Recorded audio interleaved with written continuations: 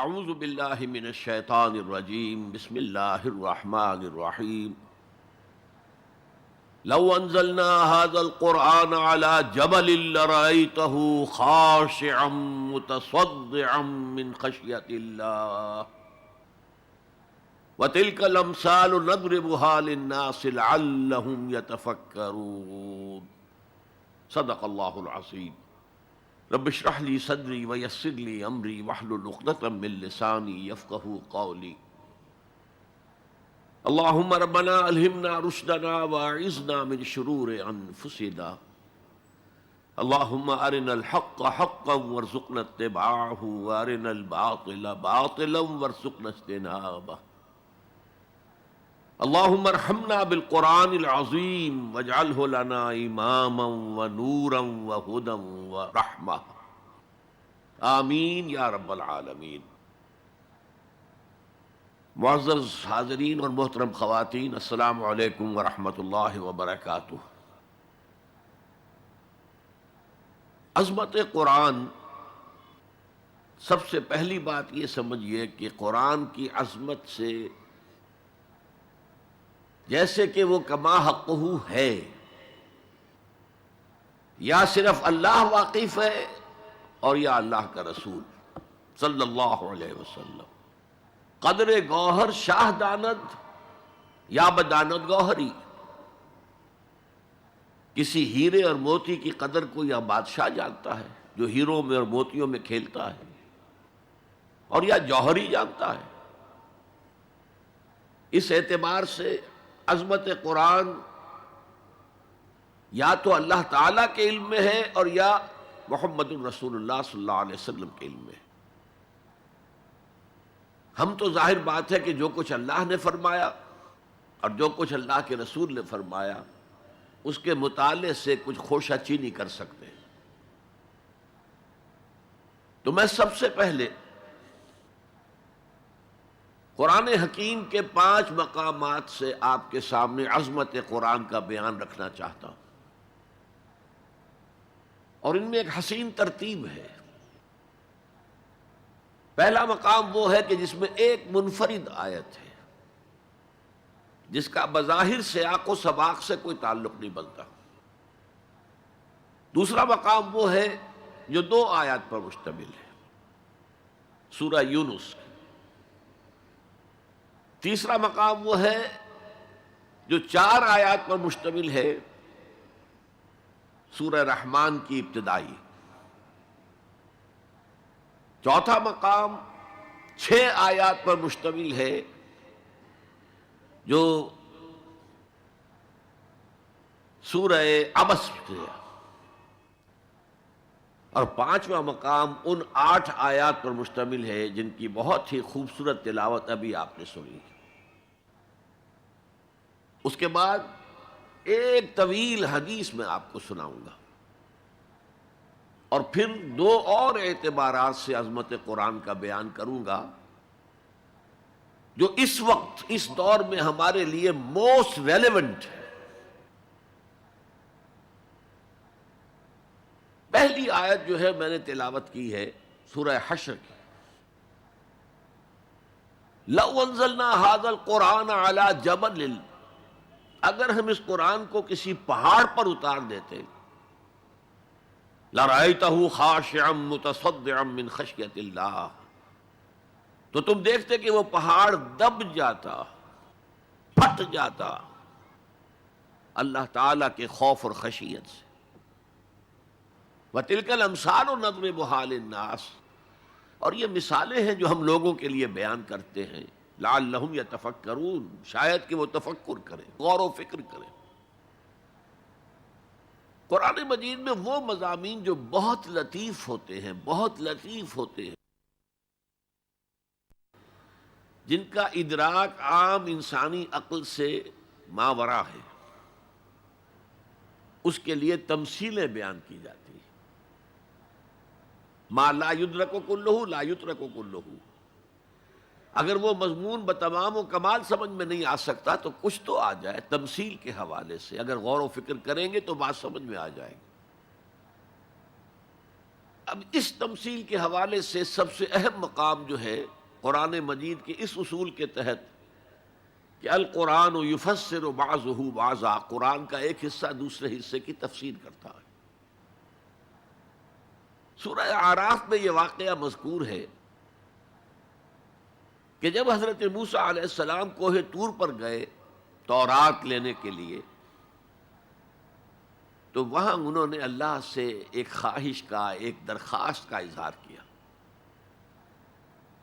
مخاطبہ اور مکالمہ تو اس سے پہلے بھی ہو چکا تھا،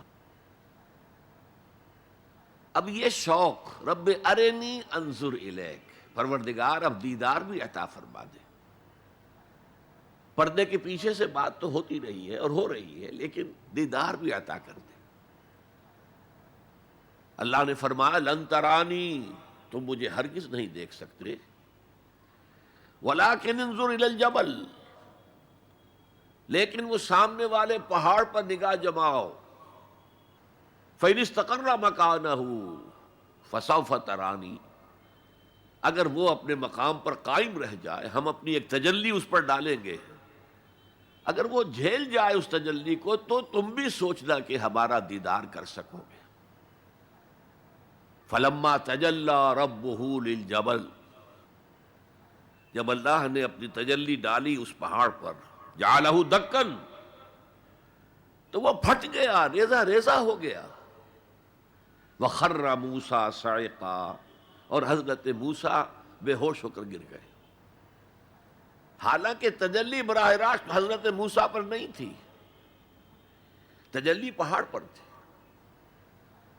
اور حضرت موسیٰ بالواسطہ اس تجلی کا مشاہدہ کر رہے تھے، لیکن اس تجلی کا نتیجہ کیا نکلا؟ پہاڑ پھٹ گیا، ریزہ ریزہ ہو گیا، اور حضرت موسیٰ بے ہوش ہو کر گر گئے۔ اب یہ واقعہ ہے، وہاں تو تمثیل بیان ہوئی ہے، اور یہ واقعہ ہے۔ تو جو اثر اللہ تعالی کی ذات کی تجلی کا ہے، وہی اثر اللہ کی جو صفت ہے کلام، اس کی تجلی کا ہے۔ اس لیے کہ صفت کس کی ہے؟ اللہ کی ہے صفات ذات حق، حق سے جدا یا عین ذات، متکلمین اس مسئلے کا حل ہی نہیں کر پائے۔ کلام اللہ کی صفت ہے، اس کی صفت کی بھی وہی تاثیر ہے۔ یہ آیت قرآن مجید کی عظمت کو واضح کرتی ہے، جیسے کہ وہ ہے فی نفسہ ہی۔ اب دیکھیے کوئی چیز بہت عظیم ہے، بہت عظیم ہے، بہت عظیم ہے، اگر مجھے اس سے کوئی فائدہ نہیں تو مجھے اس سے کوئی دلچسپی نہیں ہوگی۔ تو اب جو دوسرا مقام میں آپ کو سنا رہا ہوں، یہ سورہ یونس کی 2 آیات ہیں۔ یہ ترتیب میں نوٹ کرا چکا ہوں، 1 آیت، 2 آیتیں، 4 آیتیں، 6 آیتیں، 8 آیتیں۔ فرمایا یا ایھا الناس قد جاءتکم موعظۃ من ربکم وشفاء لما فی الصدور وہدی ورحمۃ للمؤمنین قل بفضل اللہ وبرحمتہ فلذلک فلیفرحوا ھو خیر مما یجمعون۔ اے لوگو، تمہارے پاس آ گئی ہے نصیحت، موعظت تمہارے رب کی طرف سے۔ وہ صرف موعظت نہیں ہے، سینوں کے اندر جو روگ ہیں، جو امراض ہیں، ان کا علاج بھی ہے، شفا بھی ہے۔ شفاء لما فی الصدور۔ تیسرے درجے میں وہ ہدایت ہے، وہ بتاتی ہے کدھر جاؤ کدھر نہ جاؤ۔ جیسے آپ نے دیکھا ہوگا پہاڑی راستوں پر قدم قدم کے اوپر کوشن ہوتا ہے، یہاں سپیڈ کم کر لو ورنہ تم کسی کھائی میں جا گرو گے۔ تو یہ ہدایت کیا ہے؟ دیکھو ادھر مت جانا، ادھر جاؤ، اگر ادھر جاؤ گے تمہارا سارا معاملہ تلپٹ ہو جائے گا۔ یہ ہے ہدایت۔ اور جو چیز دنیا میں ہدایت ہے وہ آخرت میں رحمت ہے، ھدی ورحمۃ للمؤمنین۔ اب میں چاہتا ہوں ان 4 الفاظ میں جو ربط ہے اسے سمجھیں۔ دیکھیے اگر کسی ایسی زمین پر بارش برسے جو اوپر سے بہت سخت ہے تو پانی بہہ جائے گا، زمین میں جذب نہیں ہوگا تو کوئی رویدگی پیدا نہیں ہوگی۔ اگر دل سخت ہیں تو قرآن مجید ان پر کوئی اثر نہیں کرے گا۔ اس کے لیے سب سے پہلے موعظہ کی ضرورت ہے، وعظ کی ضرورت ہے، نصیحت کی ضرورت ہے، تاکہ دل نرم پڑ جائے۔ انسانی دل جب سخت ہوتے ہیں تو ان کی سختی چٹانوں سے زیادہ ہوتی ہے۔ سورہ بقرہ میں فرمایا ثم قست قلوبکم فہی کالحجارۃ او اشد قسوہ، یہودیوں سے خطاب ہے۔ ثم قست قلوبکم من بعد ذلک فہی کالحجارۃ او اشد قسوہ، اے بنی اسرائیل تمہارے اس طرز عمل کے نتیجے میں تمہارے دل سخت ہو گئے اور اب وہ پتھروں سے زیادہ سخت ہیں۔ لہذا سب سے پہلے ضرورت کیا ہے؟ دل کی زمین کو نرم کیا جائے، اس میں ہل چلایا جائے۔ یہ کام ہے موعظہ کا، وعظ کا، نصیحت کا۔ ہمارے معاشرے میں کسی زمانے میں وعظ کا بڑا رواج تھا،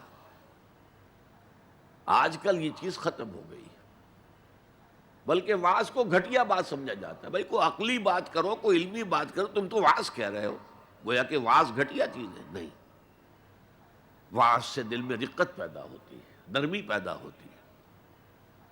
تو قرآن مجید ہی سب سے بڑا موعظہ ہے۔ ہم نے بدقسمتی سے کیا کیا، جب وعظ کہے جاتے تھے تب بھی مثنوی مولانا روم سے،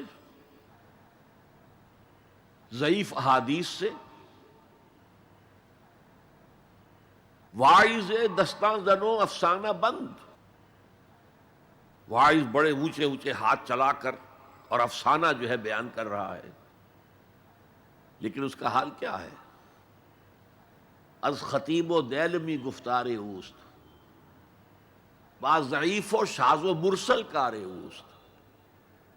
وہ خطیب بغدادی یا دیلمی کی جو احادیث ہیں، جو سب سے گھٹیا درجے کی کتابیں حدیث کی، سب سے کم تر درجے کی کتابیں حدیث کی، ضعیف کتابوں کے یوں سمجھیے کہ بہت بڑے مجموعے، وہاں سے وہ حدیثیں لا رہا ہے۔ الضعیف و شاذ و مرسل کار ہو، ضعیف حدیث، شاذ حدیث، مرسل حدیث سے وہ بیان کر رہا ہے، قرآن سے اس کا کوئی تعلق۔ قرآن مجید سب سے بڑا واعظ ہے۔ یا ایھا الناس قد جاءتکم موعظۃ، یہ دل کو جب نرم کرتا ہے تو پھر اس میں جذب ہوتا ہے، یہ سیکنڈ سٹیپ ہے اس کا۔ اور جب دل میں جذب ہوگا تو دل کے اندر کی بیماریوں کو دور کر دے گا۔ دل کے اندر کی بیماریاں کون سی ہیں؟ تھرومبوسس نہیں، انجائنا نہیں، وہ اور ہیں۔ وہ دل کی بیماریاں جن کے لیے قرآن شفا ہے، وہ ہے تکبر، حسد، حب مال، حب دنیا، حب جاہ، حب شہرت۔ یہ ہیں وہ چیزیں کہ جو اصل ہیں، جو دل کے امراض ہیں، ان سب کو جڑ سے نکال کر پھینک دے گا قرآن حکیم۔ یا ایھا الناس قد جاءتکم موعظۃ من ربکم وشفاء لما فی الصدور، وہ ہدن، اور وہ ہدایت ہے، انفرادی زندگی کے لیے بھی ہدایت ہے، اجتماعی زندگی کے لیے بھی ہدایت ہے۔ کبھی اگر سورہ فاتحہ پر آپ غور کریں، جو ہماری نماز کا جزو لازم ہے، تو ہم پہلے کہتے ہیں الحمدللہ رب العالمین الرحمن الرحیم مالک یوم الدین ایاک نعبد و ایاک نستعین۔ یہ ہدایت تو ہمیں پہلے ہی ملی ہوئی ہے۔ پھر جو ہم کہتے ہیں اہدنا الصراط المستقیم، اللہ کو ہم نے پہچان لیا، اسے رب العالمین مان لیا، اسے رحمان مان لیا، اسے رحیم مان لیا، اسے روز جزا کا حاکم مطلق مان لیا، تو اب کون سی ہدایت رہ گئی؟ ہدایت تو آ گئی۔ اب اصل ہدایت جو درکار ہے وہ ہے جو ریلیونٹ ہے آج کے دور میں، جو اجتماعی نظام ہے انسانوں کا، اس کے لیے انسان بالکل بے بس ہے۔ اس کی عقل جو ہے اجتماعی نظام عدل قائم نہیں کر سکتی۔ انفرادی طور پر نیکی اور بدی کا علم میرے اور آپ کے نفس کے اندر ودیعت شدہ ہے. وَنَفْسٍ وَمَا سَوَّاهَا فَأَلْهَمَهَا فُجُورَهَا وَتَقْوَاهَا، یہ موجود ہے. لیکن یہ کہ معاشرتی نظام میں عورت اور مرد کے درمیان کیا توازن ہو، ان کے حقوق و فرائض کا توازن. دنیا میں کیا ہوتا رہا ہے اور ہو رہا ہے آج بھی. یا عورت جوتی کی نوک کے برابر ہے، کوئی اس کی حیثیت نہیں، بھیڑ بکری کی طرح ملکیت ہے، اس کے کوئی حقوق نہیں. اور یا عورت کلوپیٹرا بن کر پورے ملک کی قسمت کا بیڑا غرق کرتی ہے، انسانوں کے شانہ بشانہ ہو کر وہ در حقیقت خاندانی نظام کو برباد کرتی ہے. ان دونوں کے درمیان توازن کیسے قائم کیا جائے؟ اب آپ سوچئے، تجزیہ کیجئے. اگر مرد سوچے گا، نظام بنائے گا، تو وہ اپنے احساسات سے تو واقف ہے، عورت کے احساسات و جذبات سے تو واقف نہیں ہے. عورت نظام بنائے گی تو وہ اپنے احساس و جذبات سے واقف ہے، وہ مرد کے احساسات و جذبات سے واقف نہیں. یہ عادلانہ نظام وہی ہستی دے سکتی ہے جس نے مرد کو بھی پیدا کیا، عورت کو بھی پیدا کیا. ایک امپلائر امپلائی ریلیشن شپ ہے، کارخانے دار ہے، وہ لوگوں کو رکھتا ہے مزدور. اب جو بھی پروڈکشن ہو رہی ہے، جو نفع ہو رہا ہے، اس میں کتنا حصہ مزدور کا ہونا چاہیے، کتنا سرمایہ دار کا ہونا چاہیے، کون طے کرے گا؟ یا سرمایہ دارانہ نظام بن جائے گا اور مزدور کمر توڑنے والی محنت کرنے کے باوجود زندگی کے بنیادی جو تقاضے ہیں ان کو بھی حاصل نہیں کر سکے گا. میں نے آپ کے ممبئی شہر میں جو اس وقت دیکھا ہے، یہ جو چھوٹے چھوٹے کھانے بنے ہوئے کبوتروں کے سے جن میں انسان رہ رہے ہیں اور پوری پوری زندگی ان میں گزارتے ہیں، یہ انسان، جبکہ اونچے اونچے محل موجود ہیں، بڑی بڑی عمارتیں موجود ہیں، ایکڑوں پر پھیلی ہوئی کوٹھیاں موجود ہیں. یہ ہے ننگا کیپٹلسٹک نظام، ننگا عریاں. اسی کا رد عمل تھا جو کمیونزم کی شکل میں ظاہر ہوا. ایکویلٹی ہونی چاہیے، لیکن اس کمیونزم نے شکل اختیار کر لی ون پارٹی ڈکٹیٹرشپ. تمہیں کوئی حق حاصل نہیں ہے، نہ کچھ کہہ سکتے ہو، نہ تنقید کر سکتے ہو، نہ رائٹ آف ایسوسیشن ہے، نہ right of expression of opinion ہے. بس کام کرو، تنخواہ لو، روٹی کھاؤ، اللہ اللہ خیر سلام. یہی وجہ ہے کہ وہ نظام بھی مر گیا. اسی طریقے سے کسی بھی نظام میں اگرچہ حاکم مطلق تو اللہ ہے، پھر بھی کوئی نظام آپ بنائیں گے تو کچھ حکام ہوں گے، اولو الامر ہوں گے. خلافت راشدہ میں بھی تھے نا، امیر المومنین تھے، اولو الامر تھے. عوام میں اور ان کے درمیان حقوق و اختیار کا توازن کیا ہو، کون طے کرے گا؟ اولو الامر تو چاہیں گے سارے اختیارات ہمارے پاس ہوں، ٹوٹلیٹیرین سٹیٹ قائم ہو جائے گی. عوام چاہیں گے ہمارے پاس ہوں اور ہمیں اتنی آزادی ہو کہ مادر پدر آزاد ہو جائیں، جو چاہیں کریں، ہومو سیکشول ہو جائیں، ہومو سیکشول میرجز کریں، ہمیں کوئی روکنے والا نہ ہو. تو میں نے آپ کو بتایا اجتماعی نظام کے یہ 3 گوشے ہیں: معاشرتی نظام، معاشی نظام، سیاسی نظام. آج کے انسان کی اصل ضرورت یہ ہے، اس لیے کہ اس طرح کا ہمہ گیر نظام اس سے پہلے تھا ہی نہیں. لوگوں کو آزادیاں تھیں. آج آپ کا پورا تعلیمی نظام بھی اسی نظام کے تحت ہے. آپ کہاں لے جائیں گے اپنے بچوں کو؟ آپ ان کے حوالے کر کے اپنے ہاتھ دھو لیتے ہیں. You wash your hands of your children. وہ نظام جو چاہے گا بنا دے گا ان کو. گلا تو گھونٹ دیا اہل مدرسہ نے تیرا، کہاں سے آئے صدا لا الہ الا اللہ. کیا کریں گے؟ انہیں کہیں کسی تہخانے میں تو بند نہیں کر سکتے. آپ اپنے گھر میں ٹیلی ویژن نہیں لائیں گے، وہ جا کر دکان پہ دیکھیں گے. جب تک نظام درست نہ ہو، اور نظام کی ہدایت ہے جو قرآن نے دی ہے اصل، ورنہ اخلاقیات کا معاملہ میں آپ سے عرض کر دوں کہ یہ تو نوع انسانی کی مشترک میراث ہے. سچ بولنا اچھا ہے، جھوٹ بولنا برا ہے، کون نہیں جانتا؟ کیا ہندو نہیں جانتا؟ کیا بدھ مت کا پیرو نہیں جانتا؟ کرنا اچھا ہے، وعدہ خلافی بری ہے، کون نہیں جانتا؟ عیسائی نہیں جانتا، یہودی نہیں جانتا، سب جانتے۔ بیسک ہیومن مورالٹی تو ہمارے اندر ہے، جیسا کہ میں نے آیت آپ کو سنائی، وَنَفْسٍ وَمَا سَوَّاهَا فَأَلْهَمَهَا فُجُورَهَا وَتَقْوَاهَا، انسان کا نفس جو اللہ نے پوری طرح تیار کر دیا، نوک پلک سنوار دی، اور اس میں نیکی اور بدی کی تمیز ودیت کر دی۔ لہذا اصل ہدایت ہے آج جس کی ضرورت ہے وہ اجتماعی نظام۔ 2 منٹ اور لے لوں آپ کے۔ 300 سال سے انسان اسی اجتماعی عدل کی تلاش میں ادھر سے ادھر ٹھوکریں کھا رہا ہے۔ کوئی 250 برس سے زیادہ ہو گئے ہیں۔ فرانس میں انقلاب آیا، کیوں آیا؟ یہ بادشاہت، چیمانی دارت، بادشاہ کون ہے؟ وہ بھی انسان ہے، ہم بھی انسان ہیں، اسے کیا حق ہے کہ وہ حکومت کرے؟ لہذا انقلاب آیا، سخت خونی انقلاب آیا، لوگوں نے چاہا کہ عدل ہو، لہذا فرینچ ریولوشن آیا۔ لیکن چونکہ وہ ریولوشن یک طرفہ تھا، صرف سیاسی نظام بدلا، معاشی نظام نہیں بدلا، سود موجود رہا، لہذا اس کے بعد کیپٹلزم کی لعنت مسلط ہو گئی۔ پہلے لارڈز اینڈ بیرنز اور بڑے بڑے زمیندار اور جاگیردار سروں پر مسلط تھے، اور اب کارخانے دار اور کیپٹلسٹ مسلط ہو گئے۔ آج کی جمہوریت کیا ہے؟ دس از دی ڈکٹیٹرشپ آف دی کیپٹلسٹ۔ یہ تو اصل میں کیپٹلزم ہے، کیپٹلسٹ کی ڈکٹیٹرشپ ہے جو اس وقت ہو رہی ہے۔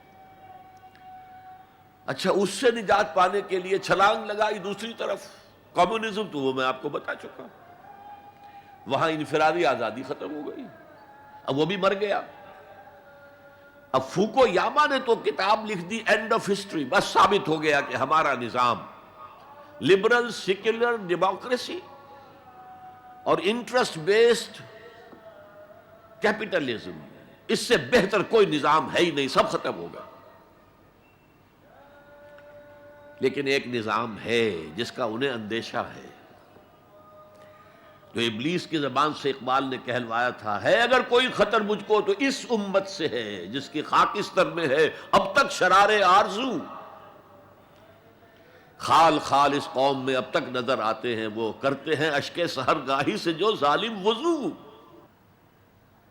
بڑے نیک لوگ بھی موجود ہیں، لیکن بحیثیت مجموعی امت کا حال کیا ہے؟ جانتا ہوں میں یہ امت حامل قرآن نہیں، جانتا ہوں میں یہ امت حامل قرآن نہیں ہے، وہی سرمایہ داری بندہ مومن کا دین۔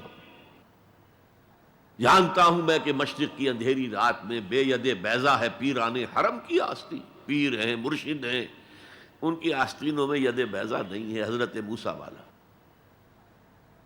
بہرحال فوکو یاما کی نفی کی پھر بعد میں،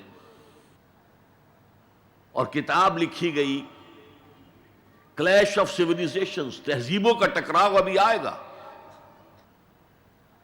تو میں اس سے زیادہ اس ایشو پر نہیں جانا چاہتا۔ ہدایت، انفرادی ہدایت بھی قرآن میں ہے، اور سب سے بڑھ کر اجتماعی ہدایت جس کی آج کے انسان کو سب سے زیادہ ضرورت ہے، the system of social justice, جو صرف اللہ دے سکتا ہے، اس لیے کہ کارخانے دار بھی اسی کی مخلوق ہے اور مزدور بھی اسی کی مخلوق ہے، جو اولو الامر ہے وہ بھی اسی کے پیدا کرنا ہے، اور جو عوام ہے وہ بھی اسی کے پیدا کرنا ہے، مرد بھی اسی کا پیدا کرنا ہے، عورت بھی اس کی پیدا کرنا ہے۔ جیسے ایک حدیث میں آتا ہے الخلق عیال اللہ، تمام مخلوق اللہ کے کلبے کے مانند ہے، وہ عدل دے گا، وہ سوشل جسٹس دے گا، وہ توازن دے گا آپ کو معاشرتی نظام میں، معاشی نظام میں، سیاسی نظام میں۔ اس کا نتیجہ چوتھا جو نکلے گا رحمت للمومنین، اب وہ رحمت ہوگی آخرت میں۔ جیسے حضور نے فرمایا الزہراوین نام دیا سورہ بقرہ کو اور سورہ آل عمران کو، الزہراوین، زہرا کہتے ہیں بہت تابناک حضرت فاطمہ زہرا رضی اللہ تعالی عنہ، الزہراوین، یہ دو بدلیوں کی صورت میں میدان حشر میں ظاہر ہوں گی۔ اور جو ان سے محبت کرنے والے تھے ان پر سایہ کریں گی، جبکہ کسی کے لیے کوئی سایہ نہیں ہوگا۔ تو یہ رحمت کا ظہور ہوگا قرآن کا قیامت کے دن۔ اب اگلی آیت دیکھیے، قل بفضل اللہ وبرحمتہ، اے نبی ان سے کہہ دیجئے یہ اللہ کے فضل اور اس کی رحمت کا مظہر ہے کہ اس نے تمہیں قرآن مجید جیسی کتاب ہدایت دی، جو موعظہ بھی ہے، شفاء لما فی الصدور بھی ہے، دنیا میں ہدایت بھی ہے، آخرت میں رحمت بھی ہے۔ قل بفضل اللہ وبرحمتہ فبذلک فلیفرحوا، اگر جشن منانا ہے تو اس کا مناؤ، خوشیاں منانی ہے تو اس کی مناؤ۔ ہوا خیر مما یجمعون، یہ دولت ان تمام چیزوں سے زیادہ قیمتی ہے جو انسان جمع کرتا ہے۔ دولت جمع کرتا ہے، مال، اسباب، جائیداد، کاروبار، اور محل بناتا ہے، اس میں بڑا اعلیٰ فرنیچر رکھتا ہے، اس میں لا کر ڈیکوریشن پیسز کہاں کہاں سے پوری دنیا سے لا کر رکھتا ہے۔ ان سب سے کہیں زیادہ قیمتی شے قرآن ہے۔ اب آئیے 4 آیات، سورہ رحمان کی اولین 4 آیات۔ الرحمن، یہ جملہ نہیں بنا، یہ تو صرف مبتدا ہے، لیکن آیت پوری ہے۔ الرحمن علم القرآن خلق الانسان علمہ البیان۔ یہ اصل میں جو 4 آیتیں، ان میں 4 چوٹی کی چیزوں کا بیان ہے، ٹاپ موسٹ چیزیں۔ اللہ کے ناموں میں سب سے پیارا نام رحمان ہے، اگرچہ قرآن میں کثرت سے آیا ہے اللہ۔ وہ کیوں؟ اہل عرب صرف اسی نام سے واقف تھے، اللہم اللہم دعائیں مانگا کرتے تھے۔ اور آپ کو معلوم ہے سورہ فرقان میں تو اعتراض بھی انہوں نے کیا، یہ رحمان کو کون ہے، ہم تو جانتے نہیں ہیں، یہ کہاں سے لے آئے ہوئے محمد تم رحمان صلی اللہ علیہ وسلم۔ لیکن آپ غور کریں تو سب سے پیارا نام رحمان ہے۔ دیکھیے رحمت سے یہ 2 نام بنائے گئے، الرحمن الرحیم۔ 113 مرتبہ تو تمام سورتوں کے سے پہلے یہ آیت موجود ہے، الرحمن الرحیم، بسم اللہ الرحمن الرحیم۔ سورہ فاتحہ میں الحمدللہ رب العالمین الرحمن الرحیم۔ ان میں فرق کیا ہے؟ یہ جو فعلان کا وزن ہے، اس پر جو عربی میں لفظ آتے ہیں، اس میں کسی صفت کی ہیجانی کیفیت، طوفانی کیفیت، ٹھاٹھے مارتا ہوا سمندر، پہاڑوں ایسی لہریں، اسی سے غضبان بنا ہے، انتہائی غضبناک، بہت غصہ۔ اسی سے جوعان بنا ہے، بھوک سے مر رہا ہوں میں، انا جوعان۔ اسی سے عطشان بنا ہے، میں پیاسا مر رہا ہوں۔ اللہ کا لفظ، اللہ کا نام رحمان ظاہر کر رہا اللہ کی رحمت ٹھاٹھے مارتے ہوئے سمندر کی طرح ہے، اور رحیم فعیل کے وزن پر ہے، جس میں دوام ہوتا ہے، تسلسل ہوتا ہے۔ تو اللہ کی رحمت جہاں ٹھاٹھے مارتے ہوئے سمندر کی طرح ہے، ساتھ ہی وہ آہستگی کے ساتھ مسلسل بہنے والے دریا کے مانند بھی ہے، تسلسل کے ساتھ۔ اب ان دونوں کا ریلیشن اگر میں آپ کو ایک مثال سے سمجھاؤں، اگر کہیں کسی بس کا ایکسیڈنٹ ہو جائے اور آپ دیکھیں کہ کوئی عورت جو ہے مردہ ہو گئی ہے، اور کوئی شیر خوار بچہ اس کی چھاتی سے چمٹا ہوا، اسے کیا پتا میری ماں مر گئی، اور کوئی آئیڈینٹیفیکیشن نہیں ہو رہی، کچھ پتہ نہیں ہے یہ کون خاتون تھی، کہاں سے آئی تھی، کچھ نہیں پتا۔ آپ بتائیے اس وقت کون سا انسان ہوگا جس کے دل میں رحمت کا دریا جوش نہ مار جائے، اس بچے کی سرپرستی میں کر لوں۔ یہ انسان کی فطرت ہے۔ لیکن جب وہ گھر لے جائے گا تو ہو سکتا ہے کچھ دن کے بعد وہ محسوس کرے کہ میں نے خامخواہ کو یہ بوجھ اپنے اوپر لے لیا ہے، میرے تو اپنے بچے بہت تھے۔ گویا کہ جوش تو آیا، دوام اس میں نہیں ہے۔ اللہ کی رحمت ٹھاٹھے مارتے ہوئے سمندر کی طرح بھی ہے اور اس میں دوام ہے، دریاؤں کا سا دوام تسلسل سے بہنے والا۔ اور سب سے پیارا میں کیوں کہہ رہا ہوں یہ نام، ہمیں سب سے بڑی ضرورت رحمت کی ہے۔ دیکھیے اللہ رازق ہے، اللہ رازق ہے، ہمیں رزق دیتا تاکہ ہم زندہ رہیں، اور اس نے ہمیں زندگی اس لیے دی ہے لِيَبْلُوَكُمْ أَيُّكُمْ أَحْسَنُ عَمَلًا، تاکہ تمہارا امتحان لے۔ تو رزق دینا اس کی ضرورت ہے، میری ضرورت نہیں ہے۔ مجھے زندہ رکھنا چاہتا ہے تاکہ وہ امتحان میں دوں تو وہ رزق دے گا مجھے۔ لیکن رحمت کون سی چیز ہے؟ میں حدیث آپ کو سناتا ہوں۔ ایک دفعہ آپ نے فرمایا کوئی انسان محض اپنے عمل کی بنیاد پر جنت میں داخل نہیں ہو سکے گا جب تک کہ رحمت خداوندی دستگیری نہ کرے۔ اسی صحابی رضی اللہ تعالی عنہ نے بڑی ہمت سے، جرأت سے، بلکہ ہم کہہ سکتے ہیں جسارت سے کام لیا کہ پوچھ لیا حضور کیا آپ بھی؟ فرمایا ہاں میں بھی، الا یتغمدنی ربی برحمتہ، میں بھی داخل نہیں ہو سکوں گا جنت میں جب تک کہ میرا رب مجھے ڈھانپ نہ لے اپنی رحمت سے۔ تو سب سے پیارا نام کون سا ہوا؟ الرحمن۔ اب آئیے اگلی آیت، علم القرآن، اس نے قرآن کی تعلیم دی۔ جو پچھلا مقام ہم نے دیکھا تھا قل بفضل اللہ وبرحمتہ فبذلک فلیفرحوا، اس اللہ تعالی نے قرآن کا علم دیا، لیکن آپ سوچئے جو دوسرے علوم ہیں وہ کس نے دیے ہیں؟ یہ سارا سائنٹیفک نالج اور ٹیکنالوجی، یہ وہی تو علم آدم الاسماء کا ظہور ہے جو ہو رہا ہے۔ پوٹینشلی یہ سارا مادی علم حضرت آدم کی شخصیت میں ودیعت کر دیا گیا تھا، پوٹینشلی۔ جیسے آم کی گٹھلی میں پورا آم کا درخت ہے، علم آدم الاسماء کلھا، تمام نام سکھا دیے، اور ساتھ ہی وہ ایپریٹس دے دیا جس سے کہ یہ علم جو پوٹینشل تھا یہ ایکسفولیٹ ہو سکے، یہ کھلے۔ جیسے کہ کلی بند ہوتی ہے پھر کھلتی ہے تو 5 پتیاں ظاہر ہوتی ہیں، ایکسفولیشن۔ وہ ایپریٹس کیا ہے؟ ان السمع والبصر والفؤاد کل اولئک کان عنہ مسئولا۔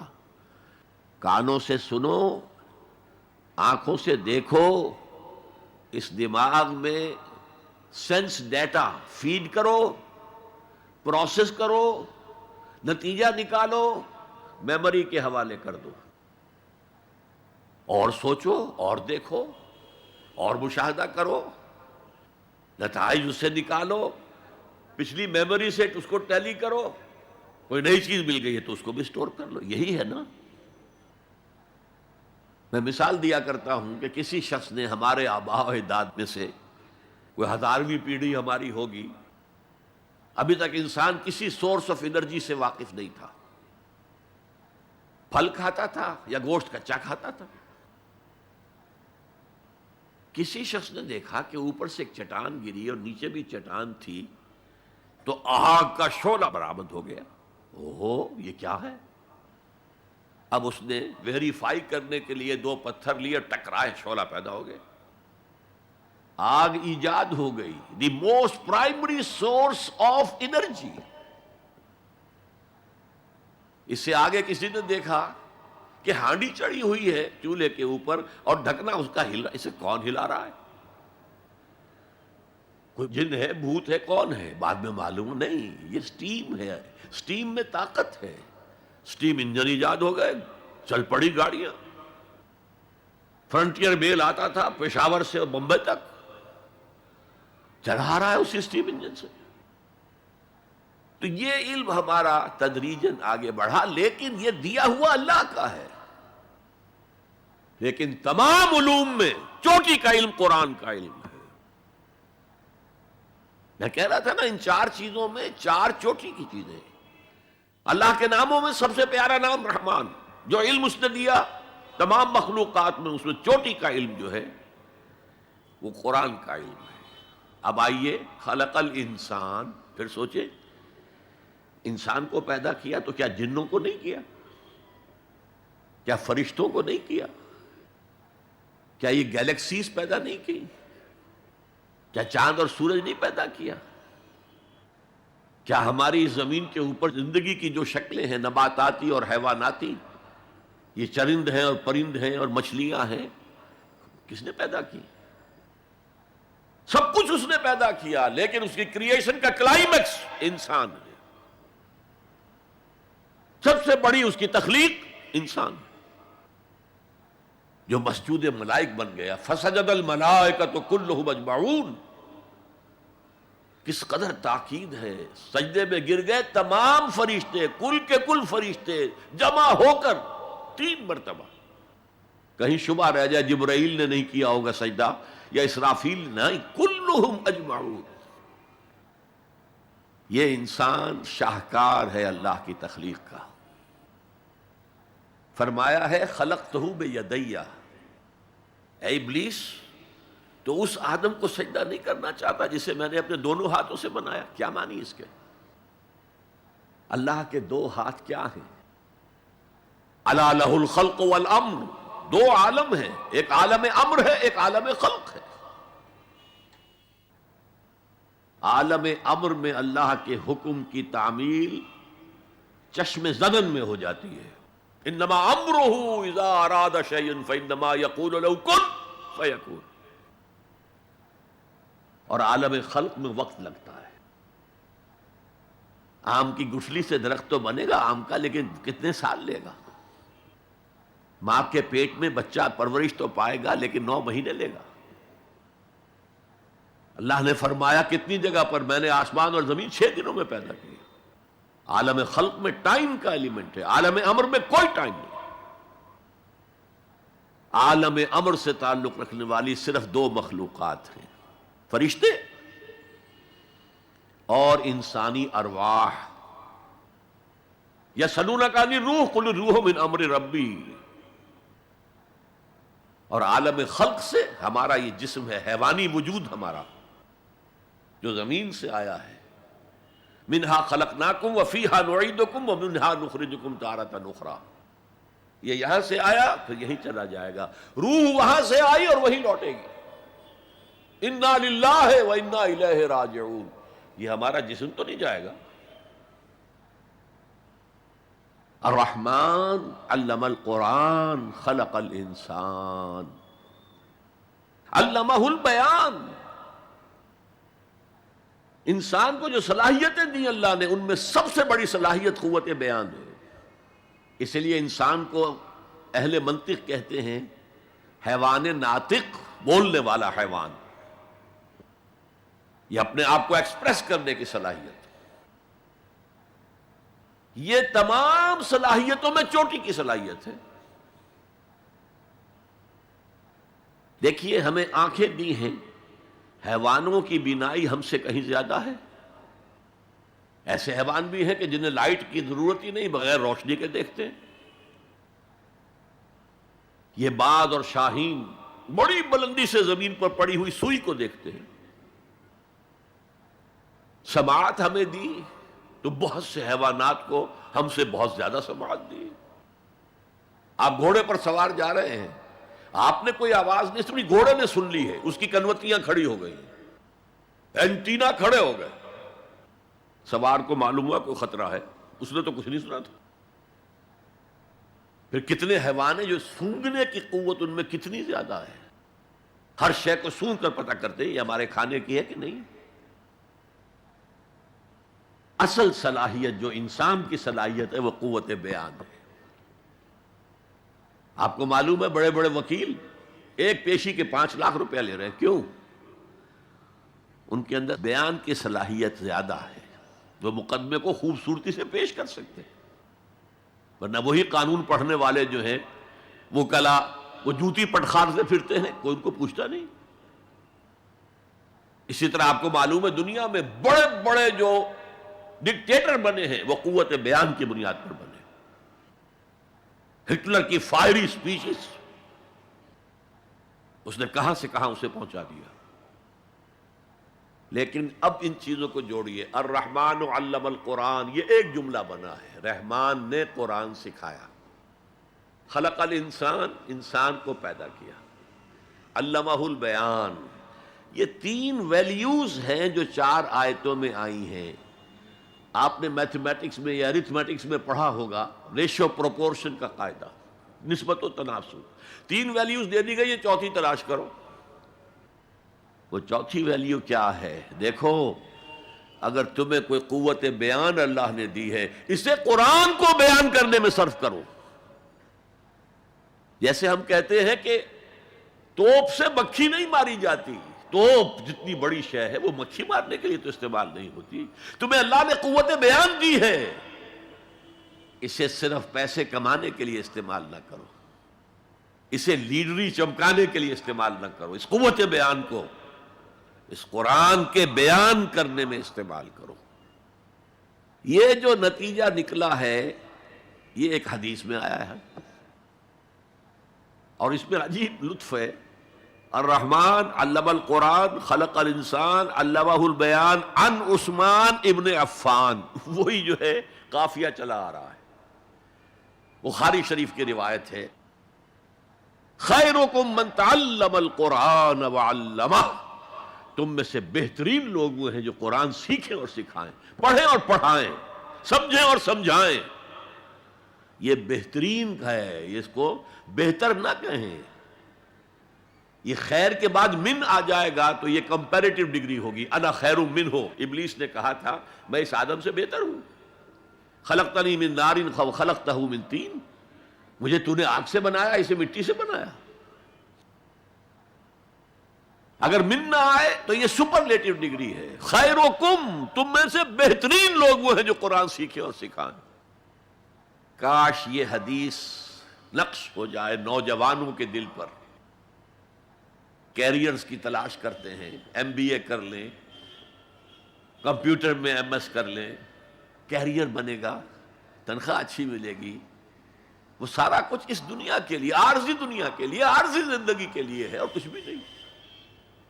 حضور فرما رہے ہیں سب سے اونچا کیریئر یہ ہے قرآن پڑھو اور پڑھاؤ، اور یہ تو ہمارے ذمے لگا کر گئے حضور۔ ختمہ حجۃ الوداع میں کیا کہا تھا؟ میں صرف تمہارے لیے تو نہیں بھیجا گیا تھا، وَمَا أَرْسَلْنَاكَ إِلَّا كَافَّةً لِلنَّاسِ بَشِيرًا وَنَذِيرًا، اے محمد ہم نے آپ کو نہیں بھیجا ہے مگر ساری نوع انسانی کے لیے بشیر اور نذیر بنا کر۔ تو حضور نے تو تبلیغ ابھی صرف اہل عرب تک کی تھی، رسول تو تھے وہ پوری نوع انسانی کی، وہ کون کرے گا؟ وَكَذَلِكَ جَعَلْنَاكُمْ أُمَّةً وَسَطًا لِتَكُونُوا شُهَدَاءَ عَلَى النَّاسِ وَيَكُونَ الرَّسُولُ عَلَيْكُمْ شَهِيدًا۔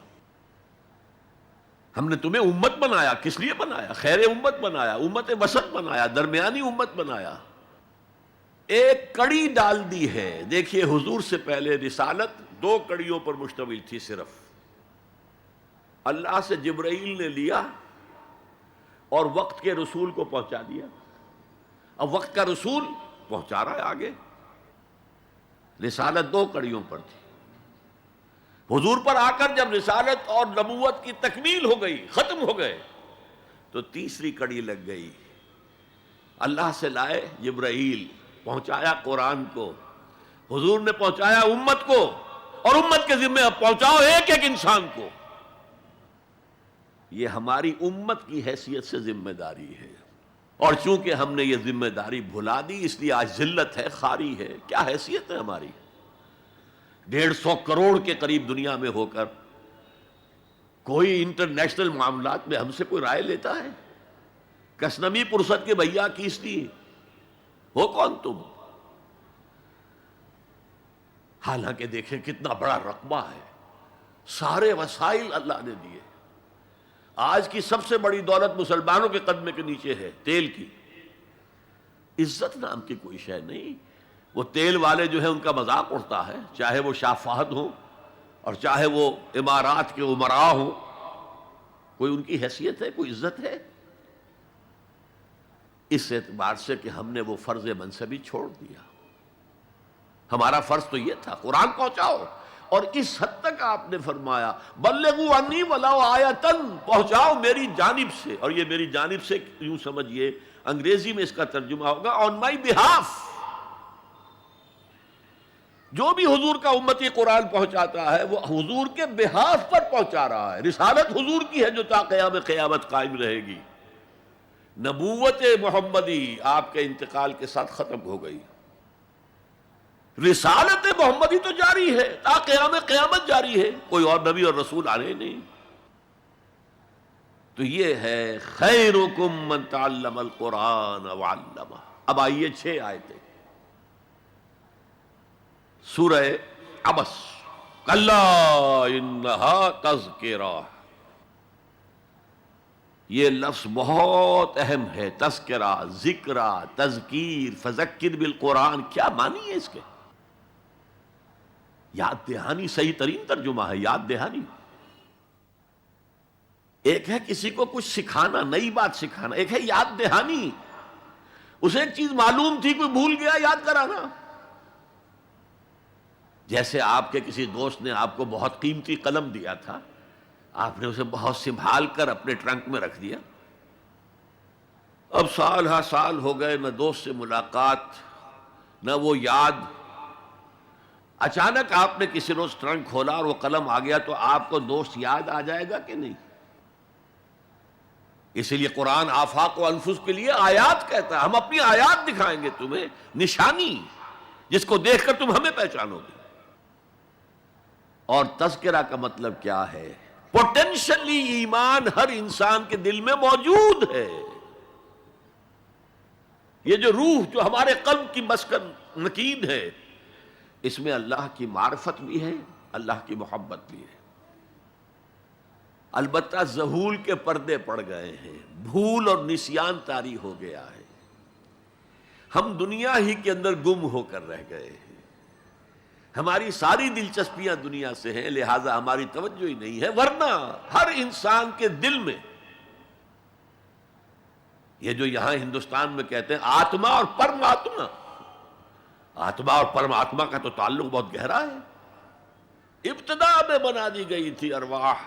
جب ہم سب کے سب تمام انسان آدم سے لے کر اور تا قیام قیامت جو انسان آئے گا دنیا میں، ان سب کی ارواح پیدا کر دی گئی اور پوچھا گیا الستو بربکم قالوا بلا.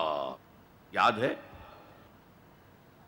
لہذا یہ تذکرہ ہے، یہ یاد دہانی ہے، تمہارے اندر موجود ہے. اللہ کی معرفت بھی موجود ہے، اللہ کی محبت بھی موجود ہے. لیکن کلا بل ران علی قلوبہم ما کانوا یعملون. ان کے دلوں پر زنگ آ گیا ہے اب ان کے اعمال کی وجہ سے. شیشہ جو ہے وہ زنگ آلود ہو گیا. حضور نے فرمایا ان هذه القلوب لتصدع كما يصدع الحديد اذا اصابه الماء. ان دلوں پر بھی زنگ آ جاتا ہے جیسے کہ لوہے کے اوپر پانی پڑتا رہے تو اس کو زنگ آ جاتا ہے. پوچھا گیا فما جلاؤھا یا رسول اللہ. اے اللہ کے رسول، ہماری تلواروں کو زنگ لگتا ہے، ہم پالش کرتے ہیں، سیکل کرتے ہیں، وہ پھر چمک اٹھتے ہیں. تو دل پر اگر زنگ آ جائے تو اس کا علاج کیا ہے؟ 2 چیزیں فرمائی، کثرت و ذکر الموت و تلاوت القرآن. 2 کام کرو کثرت سے. موت کو یاد رکھو، یہاں رہنا نہیں ہے، جانا ہے. یہ ہمارا گھر نہیں ہے، یہ ہماری منزل نہیں ہے. ہمارا اصل گھر جو حضور نے فرمایا انما الدنیا خلقت لکم وانتم خلقتم للآخرہ. یہ دنیا تمہارے لیے بنائی گئی، تم آخرت کے لیے بنائے گئے ہو. اسی لیے حضور نے فرمایا کن فی الدنیا کانک غریب وعابر السبیل. دنیا میں ایسے رہو جیسے راہ چلتے مسافر ہو یا اجنبی ہو. اپنے بارے میں فرمایا مالی ولی دنیا، مجھے تمہاری دنیا سے کیا سروکار. انما مثلی کراکب استظل تحت شجرۃ ثم راح فترکھا. میری مثال اس مسافر کی سی ہے جو ذرا سستانے کے لیے کسی درخت کے سائے میں بیٹھتا ہے تھوڑی دیر. وہ اس کا گھر تو نہیں ہے، اس کی منزل نہیں ہے، پھر وہ اس کو چھوڑتا ہے، اپنا راستہ لیتا ہے. یہ اگر ہمارا تصور قائم ہو جائے، کلا انہا تذکرہ.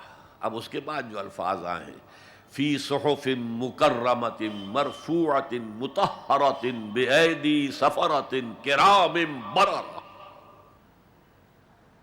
یہ جو قرآن ہے، جو تذکرہ ہے، یہ بڑے ہی انتہائی پاکیزہ صحیفوں میں ہے.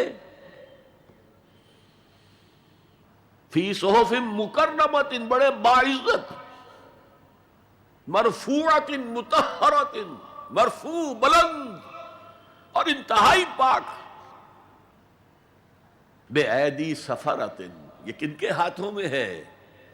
لکھنے والے وہ فرشتے، بے ایدی سفرۃ کرام بررہ، جو نہایت باعزت ہیں، بہت وفادار ہیں اللہ کے۔ یعنی اصل قرآن کہاں ہے؟ لوح محفوظ میں ہے۔ اصل قرآن کہاں ہے؟ ابھی اگلی جو پڑھیں گے ہم، کتاب مکنون، چھپی ہوئی کتاب کے اندر ہے۔ اصل قرآن کہاں ہے؟ وَإِنَّهَا لَفِي أُمِّ الْكِتَابِ لَدَيْنَا لَعَلِيٌّ عَظِيمٌ، یہ تو اس ام الکتاب میں جو ہمارے پاس ہے، بہت بلند ہے اور بہت عظمت والا ہے۔ یہ 6 آیتیں ہو گئی۔ اب آئیے 8 آیتیں جو آپ نے سنی، بہت خوبصورت قرات تھی ماشاءاللہ۔ فلا اقسم بمواقع النجوم، یہ لا جب آتا ہے پہلے تو وہ مخاطب کی بات کی نفی کرنے کے لیے، نہیں، اٹ از لائک دیٹ، یہ نفی ہے۔ لا اقسم بیوم القیامہ، تمہارے خیالات غلط ہیں، میں قیامت کی قسم کھاتا ہوں۔ تو فرمایا فلا اقسم بمواقع النجوم، وقع یقع کے کیا معنی ہے؟ اور یہ سورت کون سی؟ واقعہ، اذا وقعت الواقعہ، وقع گر جانا، پڑ جانا، یہ ستاروں کے ڈوبنے کی جگہ ہیں۔ فلا اقسم بمواقع النجوم وانہ لقسم لو تعلمون عظیم، اور اگر تم جانو تو یہ بہت بڑی قسم ہے جو ہم نے کھائی ہے۔ اس وقت کا انسان کیا سمجھتا کہ ستارے کہاں جاتے ہیں، کہاں غروب ہوتے ہیں، کہاں گرتے ہیں؟ آج ہمیں معلوم ہے۔ سورہ حامیم سجدہ میں جو کہا گیا ہے سنریہم آیاتنا فی الآفاق وفی انفسہم حتی یتبین لہم انہ الحق، ہم انہیں اپنی نشانیاں دکھائیں گے آفاق و انفس میں، یہاں تک کہ یہ بات واضح ہو جائے گی کہ قرآن حق ہے۔ آج ہمیں معلوم ہے خلا میں بلیک ہولز ہیں، اور یہ بلیک ہولز بڑے بڑے ستاروں کے پچکنے سے، پچک جانے سے پیدا ہوئے، اور جب وہ بڑے ستارے پچکتے ہیں، جو خلا پیدا ہوتا ہے، ویکیوم، اس میں بڑی طاقت ہوتی ہے، اس کے پاس سے کوئی سیارہ، کوئی ستارہ گزر جائے اسے کھینچ لیتا ہے قبر کے اندر۔ یہ بلیک ہولز کا تصور۔ اسی لیے اللہ نے اس وقت کے لوگوں کے لیے کیا کہا؟ فلا اقسم بمواقع النجوم وانہ لقسم لو تعلمون عظیم، انہ لقرآن کریم، یہ بہت باعزت قرآن ہے، فی کتاب مکنون، ایک چھپی ہوئی کتاب میں ہے، لا یمسہ الا المطہرون، اسے چھو ہی نہیں سکتے مگر انتہائی پاک ہستیاں۔ اس کے کیا معنی ہے؟ پہلی بات تو ہمیں معلوم ہو گئی، مراد فرشتے ہیں، بے ایدی سفرۃ کرام بررہ، اسی کی شرح ہو رہی ہے نا۔ اسی سے ایک فقہی مسئلہ نکالا گیا کہ بغیر وضو کے ہاتھ نہ لگاؤ، لیکن اس کا اصل مفہوم کیا ہے وہ سمجھیے۔ قرآن کی روح تک کوئی نہیں پہنچ سکتا جب تک کہ تزکیہ نفس نہ ہو گیا۔ اگر حب مال، حب دنیا، حب جاہ، حب شہرت، اگر یہ تمام محبتیں دل سے نکل نہ جائیں تو قرآن کی روح تک آپ کی اپروچ نہیں ہوگی۔ مولانا روم نے کہا ہے، اگرچہ ذرا میں سمجھتا ہوں کہ انہوں نے بہت سخت الفاظ استعمال کیے ہیں، ماز قرآن مغزہا برداشتے استخاں پیش سگاں انداختے، ہم نے قرآن سے اس کا مغز لے لیا ہے، جو ایسنس ہے وہ کھینچ لیا ہے، ہڈی کا گودا جو ہے وہ ہم نے نکال لیا ہے، ہڈیاں ہم نے پھینک دی ہیں کتوں کے سامنے جو لڑ رہے ہیں۔ علم کلام کا مسئلہ ہے صفات حق حق سے جدا یا عین ذات، قرآن مخلوق ہے یا نہیں ہے، غیر مخلوق، اور بڑے بڑے ہو رہے ہیں اس کے اوپر۔ یہ کتے لڑ رہے ہیں ان ہڈیوں کے اوپر، ہم نے اس میں سے اصل شے نکال لی. وہ کیا ہے؟ اللہ کی محبت، اللہ کی معرفت. یہ ہے اصل شے. ماذ قرآن مغزہ برداشتیں استخاں پیش سگاں انداختیں. تو جب تک انسان کا باطن پاک نہ ہو جائے وہ قرآن کے چھلکوں سے کھیلتا رہے گا، چاہے وہ کہنے کو مفسر ہو، قرآن کے باطن تک کبھی نہیں پہنچے گا. فی کتاب مکنون لا یمسہ الا المطہرون تنزیل من رب العالمین. یہ تھوڑا تھوڑا کر کے اتارا گیا ہے رب العالمین کی طرف سے.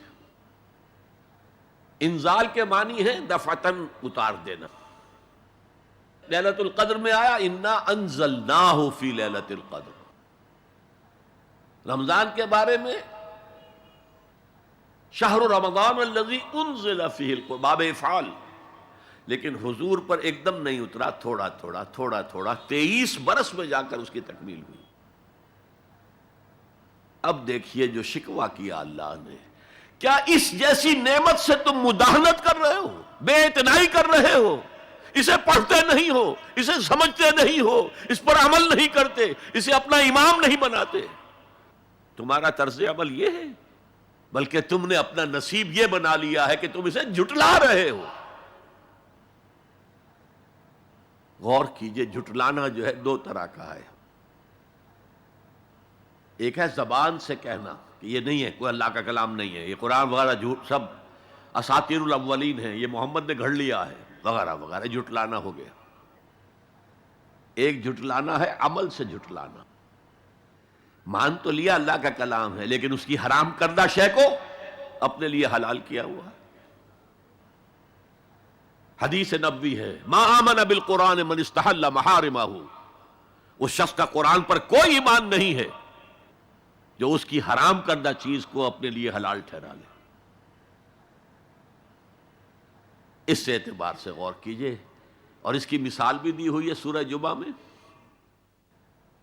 مثل الذین حملوا التوراة ثم لم يحملوها كمثل الحمار يحمل اسفارا بئس مثل القوم الذین کذبوا بآیات اللہ واللہ لا يهدی القوم الظالمین. مثال ان لوگوں کی جو حامل تورات بنائے گئے تھے اور پھر انہوں نے اس کی ذمہ داری کو ادا نہیں کیا، اسے قائم نہیں کیا، اس کے احکام پر عمل نہیں کیا.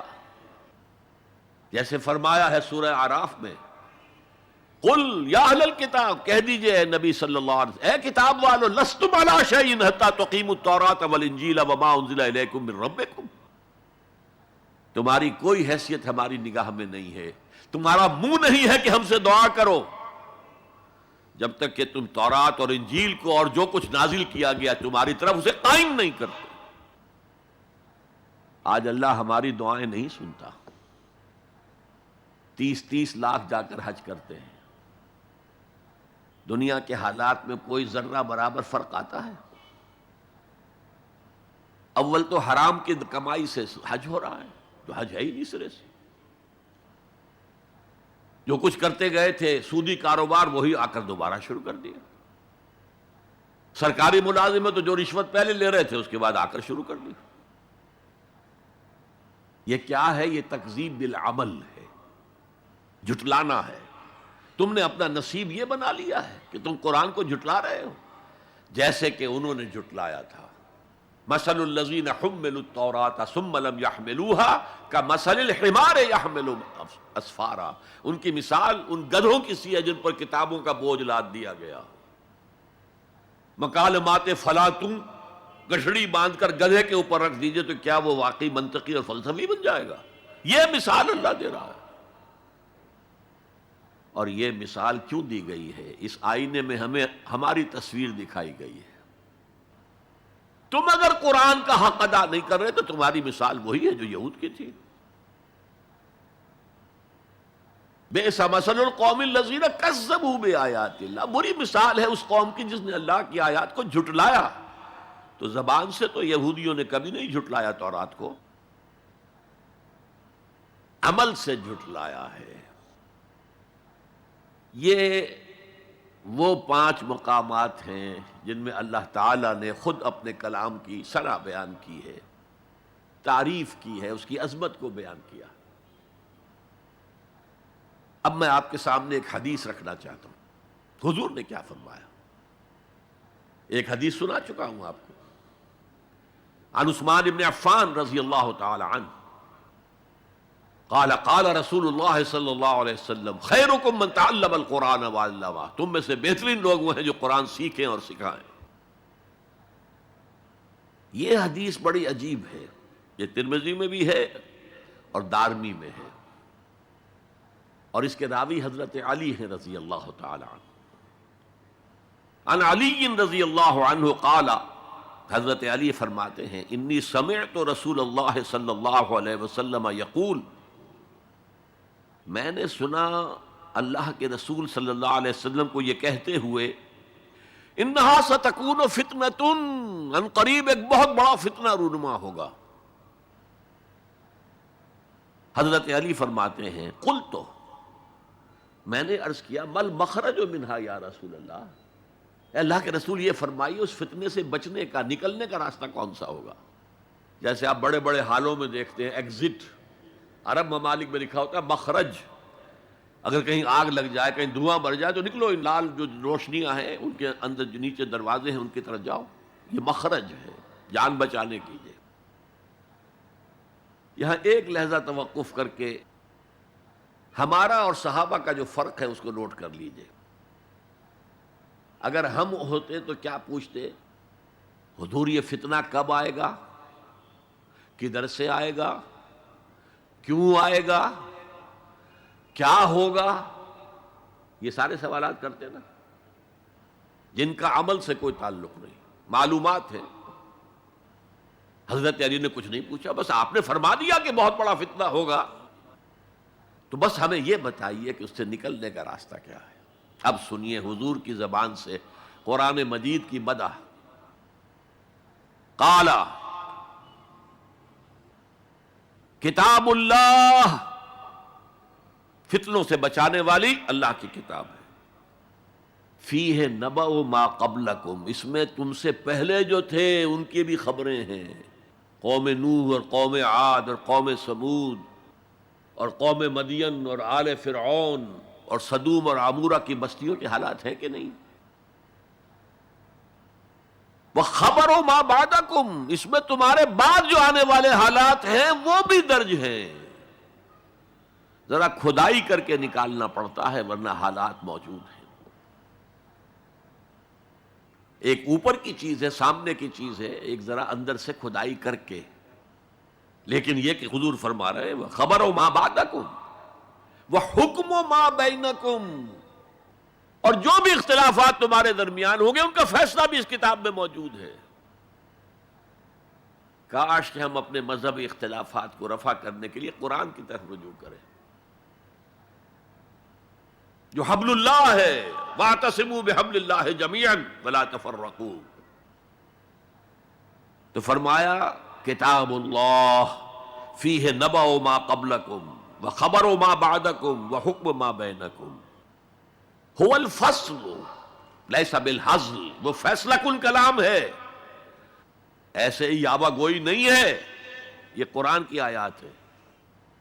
انہ لقول فصل وما هو بالحزل، سورہ طارق کے اندر آیا، طارق میں هو الفصل لیس بالحزل من ترکہ من جبار قسمہ اللہ،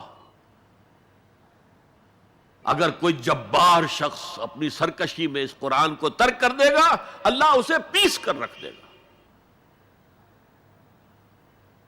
وَمَنِ ابْتَغَى الْهُدَىٰ فِي غَيْرِهِ أَضَلَّهُ اللَّهُ، اور جو کوئی ہدایت حاصل کرنا چاہے گا قرآن کے سوا کسی اور چیز سے، اللہ اسے لازماً گمراہ کرے گا۔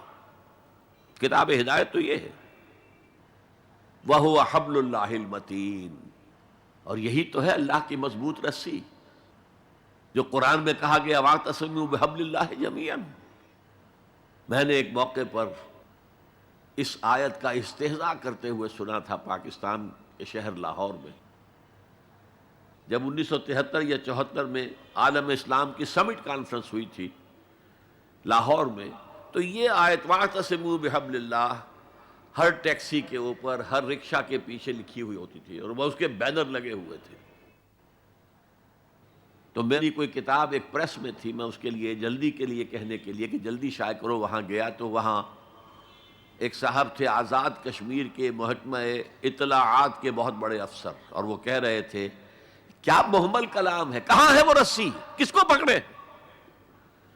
انا للہ و انا الیہ راجعون۔ حضور فرما رہے ہیں هو حبل اللہ المتین، یہ ہے رسی اللہ کی۔ ایک حدیث میں آتا ہے القرآن حبل اللہ الممدود من السماء الی الارض، یہ اللہ کی رسی ہے جو آسمان سے زمین تک تنی ہوئی ہے۔ ایک اور حدیث بہت پیاری ہے، میں آپ کو بتائے بغیر نہیں رہ سکتا۔ حضور اپنے حجرے سے برآمد ہوئے تو آپ نے دیکھا مسجد نبوی کے ایک کونے میں صحابہ بیٹھے ہیں، قرآن کا مذاکرہ کر رہے ہیں۔ مذاکرہ ایک ہوتا ہے درس، ایک شخص بول رہا ہے دوسرے سن رہے ہیں، یہ نہیں، مذاکرہ آپس میں۔ حضور کے چہرے پر بشاشت کے آثار ظاہر ہوئے، آپ چل کر آئے، آپ نے ایک سوال کیا عجیب، الستم تشہدون، کیا آپ لوگ اس کی گواہی نہیں دیتے اللہ الہ الا اللہ وانی رسول اللہ وہذا القرآن جاء من عند اللہ، کیا آپ لوگ اس کی گواہی نہیں دیتے کہ اللہ کے سوا کوئی معبود نہیں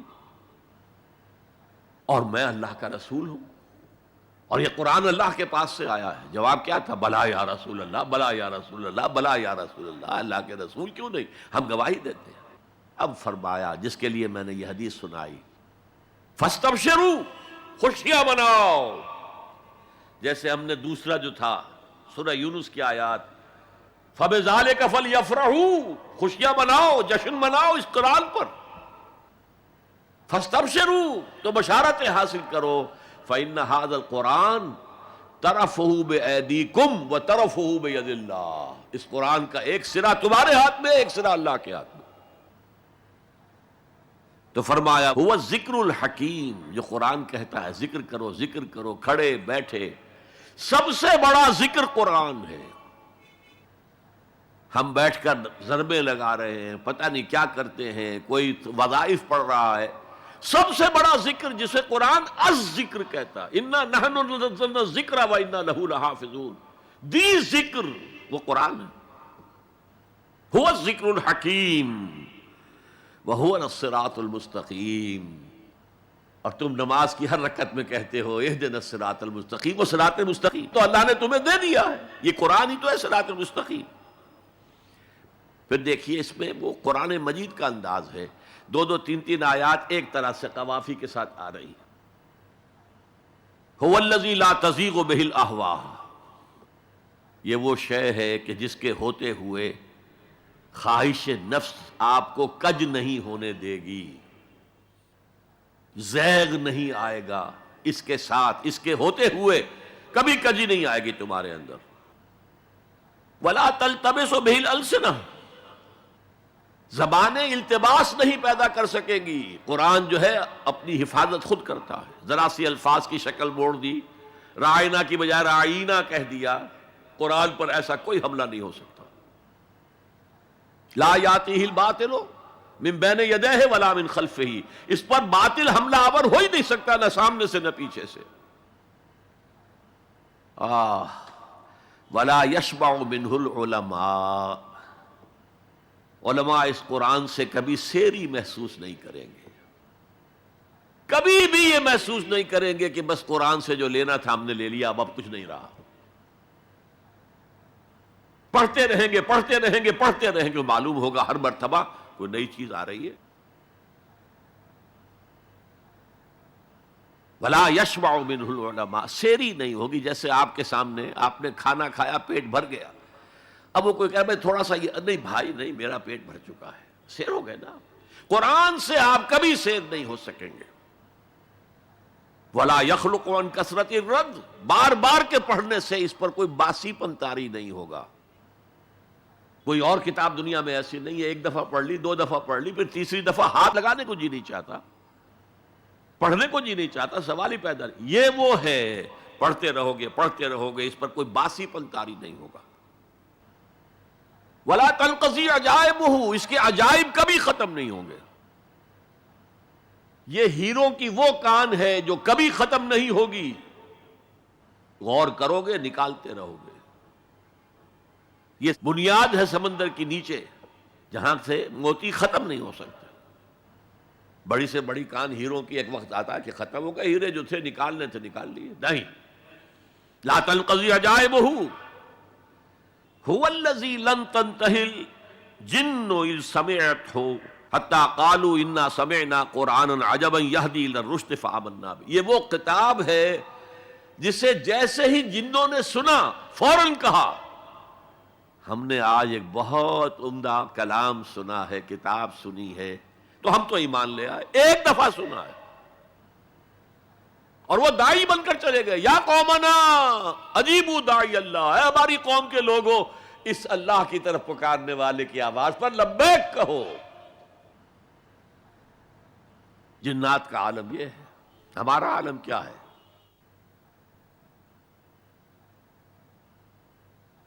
اب 4 جملے جو آئے ہیں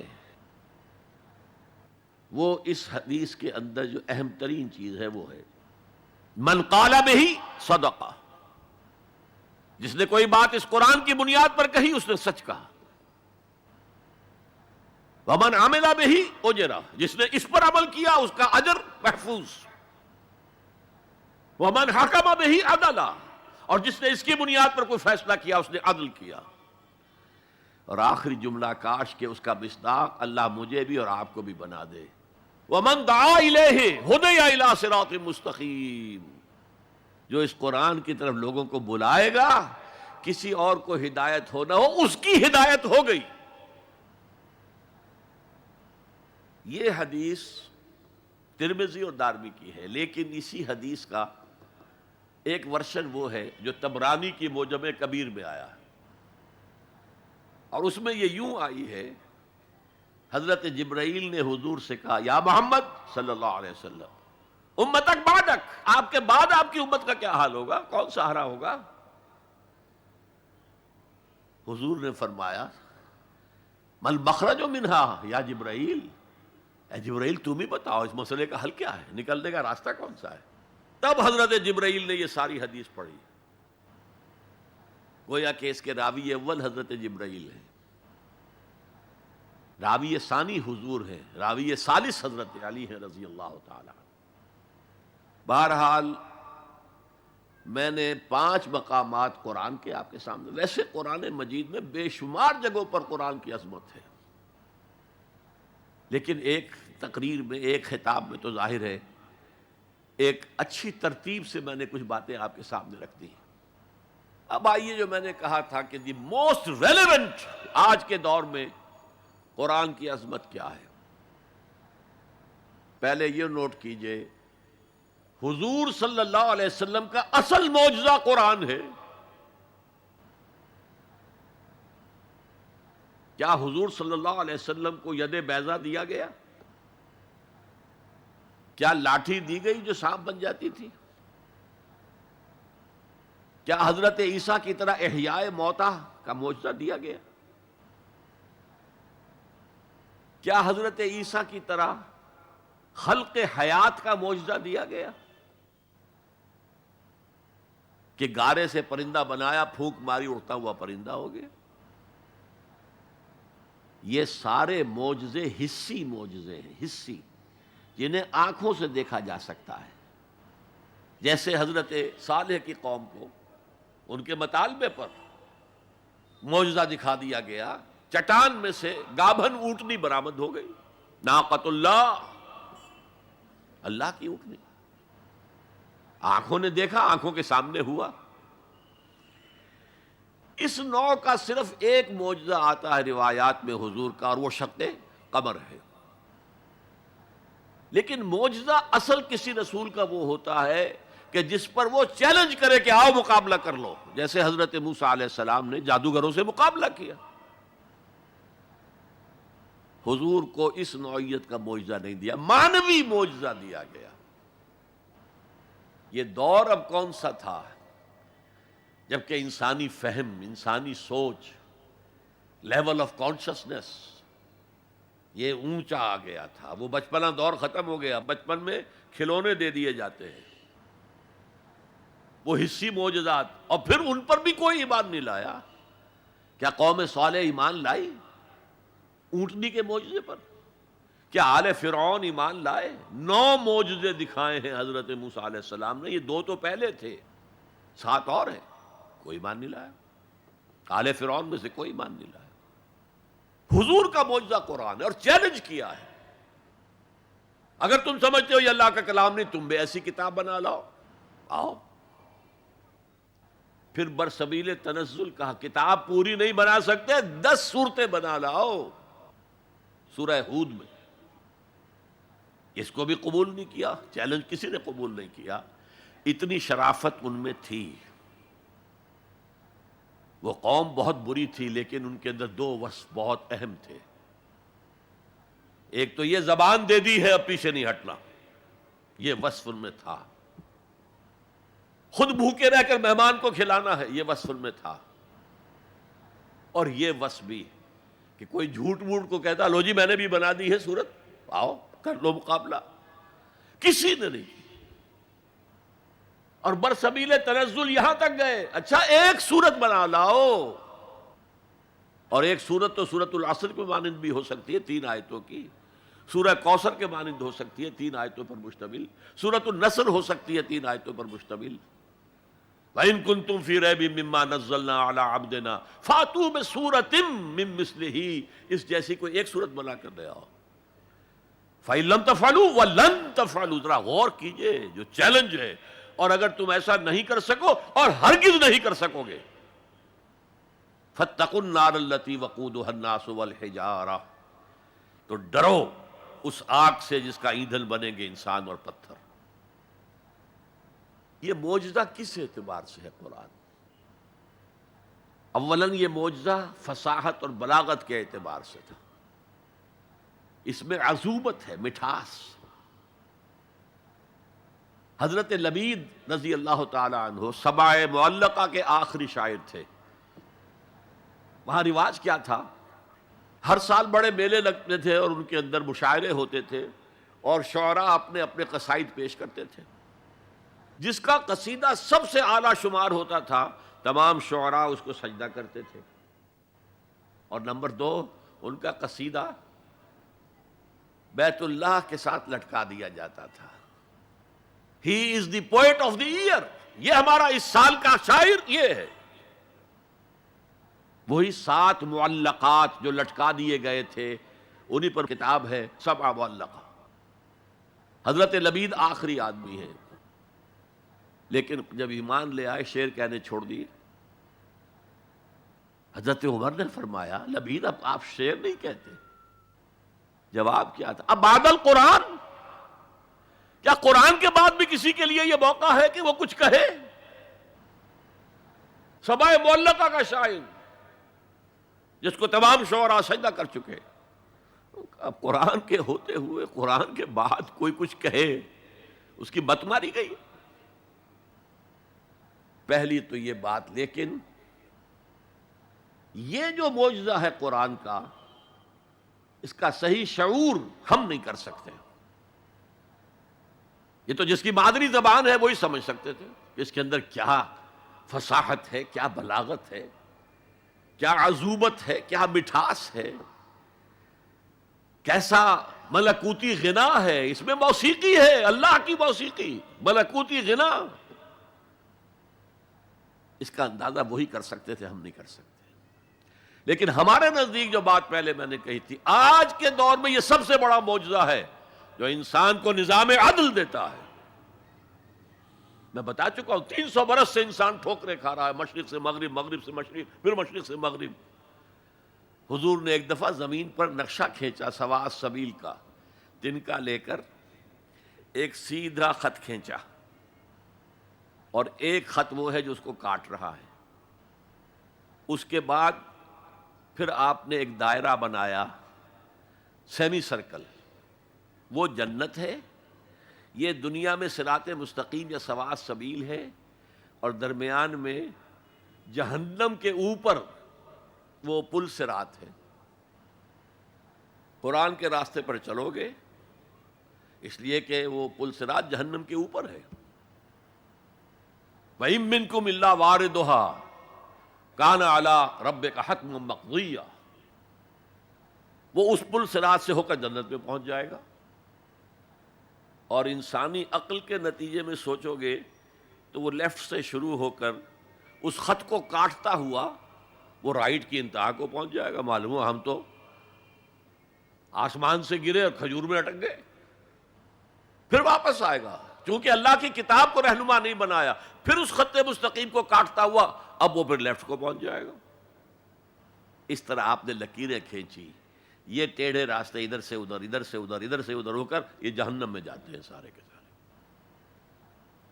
دنیا میں نظام عدل اجتماعی اور آخرت میں جنت تک رسائی، یہ صرف اس سواء السبیل، اس صراط مستقیم سے ہے جو قرآن جس کی نشاندہی کر رہا ہے۔ اب میری آخری بات، آج کی دنیا میں قرآن کا سب سے بڑا معجزہ وہ یہ ہے کہ اس کتاب کے ذریعے حضور نے تاریخ انسانی کا عظیم ترین انقلاب برپا کیا۔ اسی کتاب کے ذریعے کیا نا، اتر کر حرا سے سوئے قوم آیا اور نسخہ کیمیا ساتھ لایا۔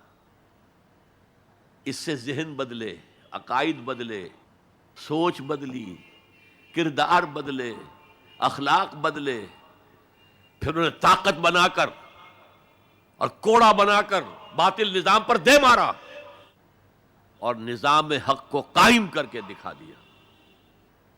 اور یہ سارا عمل قرآن کے گرد گھومتا ہے۔ دعوت دو قرآن کے ذریعے سے۔ میں نے آج ہی جمعے میں ایک مثال دی تھی کہ 5ویں جماعت سے سائنس کا مضمون شروع ہوا تو پہلا تجربہ جو ہم سے کرایا گیا وہ یہ تھا کہ لکڑی کا برادہ، جہاں لکڑی چیری جاتی ہے تو نیچے برادہ جمع ہو جاتا ہے، اور لوہ چون یعنی آئرن فائلنگز، ان کو گڑبڑ کر دیا، کہا انہیں علیحدہ کرو۔ کیا ایک ایک چنیں گے؟ اور پھر راستہ بتایا کیسے کرو۔ میگنیٹ ہاتھ میں لے لو، اسے پھراؤ، لوہا اس کے ساتھ چمٹ جائے گا، برادہ رہ جائے گا۔ اس معنی میں قرآن وہ میگنیٹ ہے جو سلیم الفطرت انسانوں کو کھینچ لیتا ہے۔ کوئی معاشرہ سلیم الفطرت انسانوں سے خالی نہیں ہوتا۔ حضور پر ایمان لانے سے پہلے بھی ابو بکر نہ کبھی شرک کیا، نہ کبھی زنا کیا۔ حضور کی بعثت سے پہلے حضرت عمر کے بہنوئی کے والد سعید ابن زید کے والد زید ابن عمرو ابن نفیل، انہوں نے بھی کبھی شرک نہیں کیا، کبھی کوئی غلط حرکت نہیں کی، اور کعبے کے پردے کو پکڑ پکڑ کر کہتے تھے اے اللہ میں صرف تیری بندگی کرنا چاہتا ہوں، میں کیسے کروں مجھے معلوم نہیں ہے۔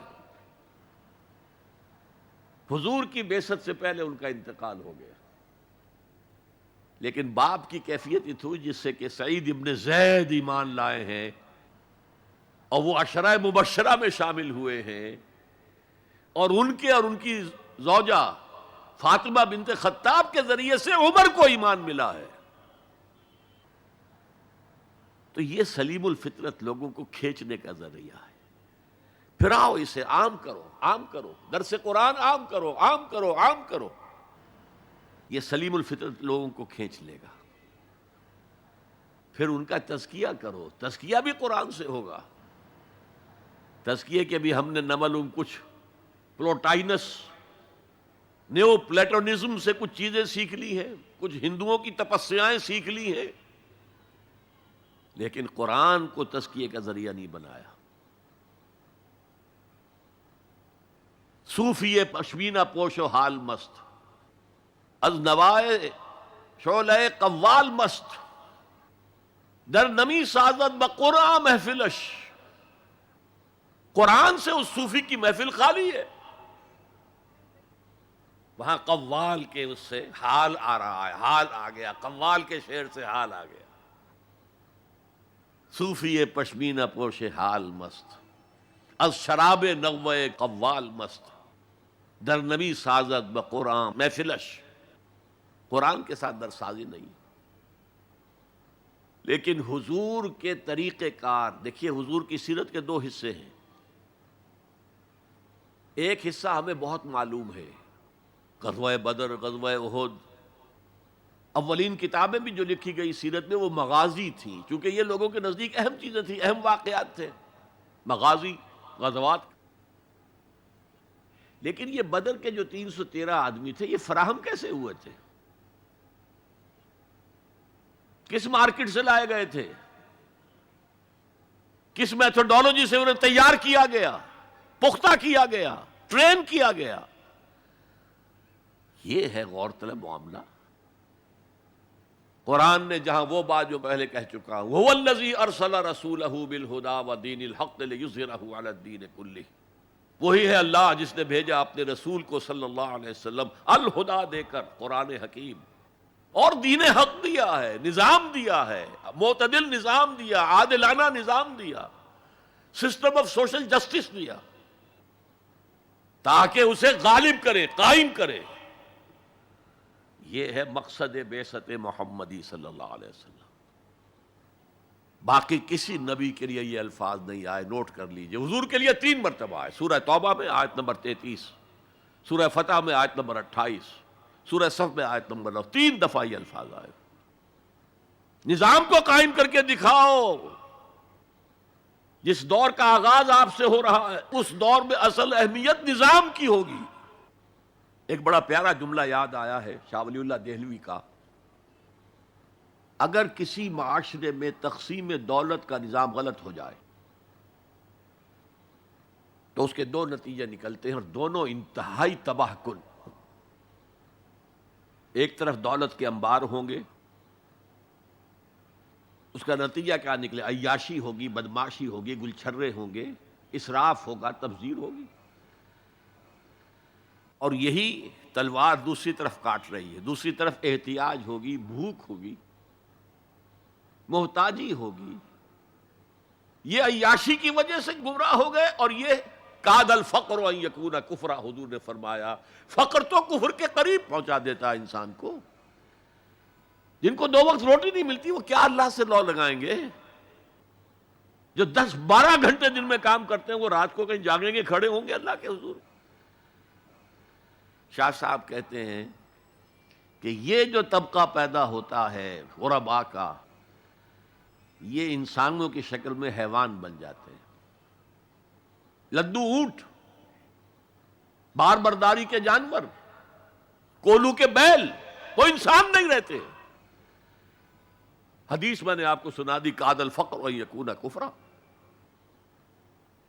تو اس انقلاب کو برپا کرنے کے لیے، اور یہ میں آپ سے عرض کر دوں، تاریخ انسانی کا عظیم ترین انقلاب وہ ہے جو محمد نے برپا کیا صلی اللہ علیہ وسلم، اور یہ میری بات نہیں ہے۔ ڈاکٹر ایم این رائے، ممبر کمیونسٹ انٹرنیشنل، ہندو اور کمیونزم کی سب سے اونچی باڈی کا رکن، 1920 میں بولشوک ریولوشن کے 3 سال بعد 1917 میں انقلاب آیا تھا، ایک لیکچر دیا ہے لاہور میں، بریڈلا ہال میں، دی ہسٹوریکل رول آف اسلام، اور اس نے کہا عظیم ترین انقلاب وہ تھا تاریخ انسانی کا جو محمد نے برپا کیا، because he was a revolutionary, he knew what a revolution means. کہا عظیم ترین انقلاب وہ ہے جو محمد نے برپا کیا۔ یہ 1920 کی بات ہے، اور میں جب پچھلی مرتبہ آیا تھا 1991 میں تو معلوم ہوا تھا کہ یہ جو بمبئی کہتے تھے، ممبئی اب آپ کہتے ہیں، اس کا کوئی پبلشر اس کتاب کو شائع کرتا ہے، ہسٹوریکل رول آف اسلام۔ اچھا، یہ تو ہوا 20ویں صدی کے شروع سے 20واں سال، اس کے اختتام سے 20 سال پہلے کتاب لکھی گئی دی 100، یہ ہندوستان کا ہے اور وہ مینہٹن کا رہنے والا ڈاکٹر مائیکل ہارٹ۔ اور دی 100 کیا ہے کتاب؟ A selection and gradation of the most influential personalities of human history. 100 آدمی چن لیے تاریخ انسانی کے عظیم ترین، جنہوں نے تاریخ کے دھارے کے رخ کو موڑا ہے۔ عام آدمی تو تاریخ کے رخ کے اندر بہہ جاتے ہیں، جو رخ ہے چلو تم ادھر کو ہواؤ جدھر کی۔ کچھ لوگ ایسے بھی دنیا میں پیدا ہوئے ہیں جنہوں نے تاریخ کے دھارے کے رخ کو تھوڑا موڑا ہے۔ تو سلیکشن میں تو 100 نام گن لیے، اور پھر گریڈیشن کی، سب سے زیادہ کس نے موڑا، پھر کون پھر کون پھر کون، اور نمبر 1 پر لایا ہے محمد کو صلی اللہ علیہ وسلم۔ جو کتاب اویلیبل ہے آپ پڑھیں، اور بڑے خوبصورت الفاظ اس کے ہیں۔ Naturally I O an explanation, میں عیسائی ہوں، حضرت مسیح کو نمبر 3 پر لے گیا ہوں اور محمد کو نمبر 1 پر رکھ رہا ہوں، تو یقیناً مجھے کوئی نہ کوئی اس کی ایکسپلینیشن دینی ہوگی، کوئی توجیہ کرنی ہوگی۔ اور پھر اس نے وہ جملہ لکھا ہے جو میرے علم کی حد تک کسی مسلمان کی رسائی اس تک نہیں ہوئی۔ This is because he was the only person who was supremely successful on both the religious and secular fields۔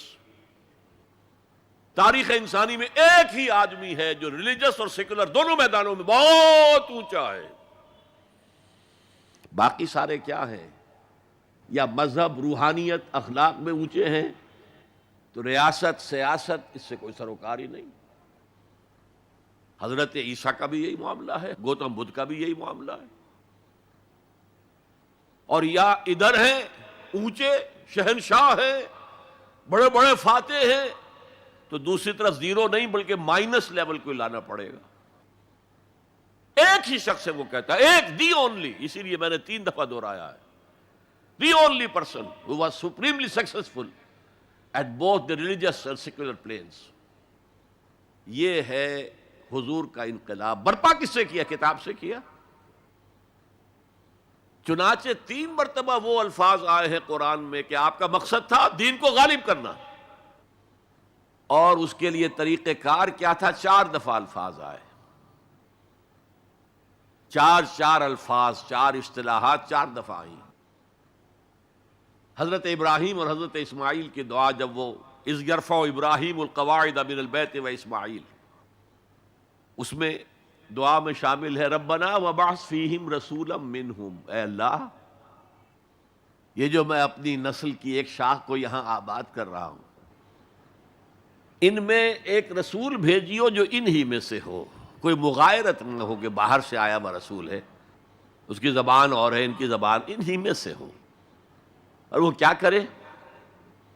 یتلو علیہم آیاتک ویعلمہم الکتاب والحکمت ویزکیہم، تیری آیات پڑھ کر سنائے، کتاب اور حکمت کی تعلیم دے اور تزکیہ کرے ان کا۔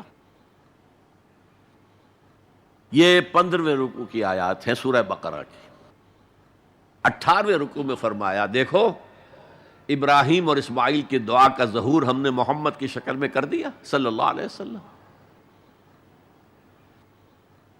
ہم نے بھیج دیا ہے، کما ارسلنا فیکم رسولا منکم یتلو علیکم آیاتنا ویزکیکم ویعلمکم الکتاب والحکمہ، وہی 4 الفاظ۔ سورہ آل عمران میں پھر آ گیا لقد من اللہ علی المؤمنین اذ بعث فیہم رسولا من انفسہم یتلو علیہم آیاتہ ویزکیہم ویعلمہم الکتاب والحکمہ۔ سورہ جمعہ میں پھر آ گیا هو الذی بعث فی الامیین رسولا منہم یتلو علیہم آیاتہ ویزکیہم ویعلمہم الکتاب والحکمہ وإن كانوا من قبل لفی ضلال مبین۔ یہ 4 اصطلاحات 4 دفعہ آ رہی ہیں۔ قرآن کی آیات سناؤ، یہ میگنیٹ سلیم الفطرت لوگوں کو کھینچ لے گا، پھر ان کا تزکیہ کرو، اور تزکیہ بھی قرآن ٹھوک ٹھوک کر ان کے اندر اتارو۔ آپ ذرا غور کیجئے، پہلا حکم تھا کیا؟ یا ایھا المزمل قم اللیل الا قلیلا نصفہ او انقص منہ قلیلا او زد علیہ ورتل القرآن ترتیلا۔ اے کمبل میں لپٹ کر لیٹنے والے، کھڑے رہا کرو رات کو اس کے سوائے تھوڑے سے حصے کے، آدھی رات، یا اس میں سے کچھ کم کر لو تو 1/3 ہو جائے گی، یا بڑھا دو تو 2/3 ہو جائے گی۔ چنانچہ اسی صورت کی آخری آیت کیا ہے؟ ان ربک یعلم انک تقوم ادنی من ثلثی اللیل ونصفہ وثلثہ وطائفۃ من الذین معک. اے نبی، آپ کے رب کے علم میں ہے یہ بات کہ آپ کھڑے رہتے ہیں 2/3 رات اور آدھی رات اور 1/3 رات. یہ تھا قرآن کو ہیمر کرو، hammer it down, hammer it down, hammer it down. حالانکہ ابھی قرآن کتنا اترا تھا اس وقت تک؟ غور کیجئے. جو بھی ہے قرآن کو اپنے اندر اتارو اتارو. جس کو علامہ اقبال کہتے ہیں چوں بجاں در رفت جہاں دیگر شود. جب یہ کسی انسان کے باطن میں سرایت کر جاتا ہے قرآن، دل میں اور ذہن میں، یہی تو باطن ہے نا ہمارا، اس کے اندر ایک انقلاب آ جاتا ہے. He is a change person آل ٹوگیدر. نیا آدمی ہے یہ، اس کے خیالات نئے ہیں، اس کے عقائد نئے ہیں، اس کے نظریات نئے ہیں. پہلے عزیز ترین شے زندگی تھی، اب اس سے کہیں عزیز تر ہے اللہ کی راہ میں جان دے دینا. شہادت ہے مطلوب و مقصود مومن، نہ مال غنیمت نہ کشور کشائی. اور یہ جو تزکیے کے لیے قرآن ہے اس کا میں آپ کو بتاتا ہوں. حضور کی 2 احادیث کو اقبال نے جمع کیا ہے 2 اشعار میں. ایک حدیث میں آپ فرماتے ہیں ان الشیطان یجری من الانسان مجری الدم. شیطان انسان کے اندر خون کی طرح گردش کرتا ہے. ایک میں حضور نے فرمایا تم میں سے ہر شخص کے ساتھ ایک شیطان ہے. پھر میں وہی بات کہہ رہا ہوں، بڑی ہمت کی، بڑی جرت کی، بڑی جسارت کی. کسی نے پوچھ لیا حضور کیا آپ کے ساتھ بھی ہے؟ فرمایا ہاں ہے، لیکن میں نے اسے مسلمان بنا لیا. اب دیکھیے یہ 2 حدیث اقبال لے کر آ رہا ہے. کشتن ابلیس کار مشکل است. ابلیس کو مار دینا، ختم کر دینا بہت مشکل کام ہے. جہاں کہ او گم اندر اعماق دل است، وہ تو دل کی گہرائی میں جا کر ڈیرا لگاتا ہے. خوشتر آں باشد مسلمانش کنی، بہتر یہ ہے اسے مسلمان بناؤ. کشتے شمشیر قرآنش کنی، قرآن کی شمشیر سے اسے ختم کرو. قرآن بھی تمہارے اندر خون کے اندر سرایت کر جائے. اب کتاب کی تعلیم دو. اب انہیں بتاؤ نماز فرض ہے، 5 گانا نماز فرض ہے.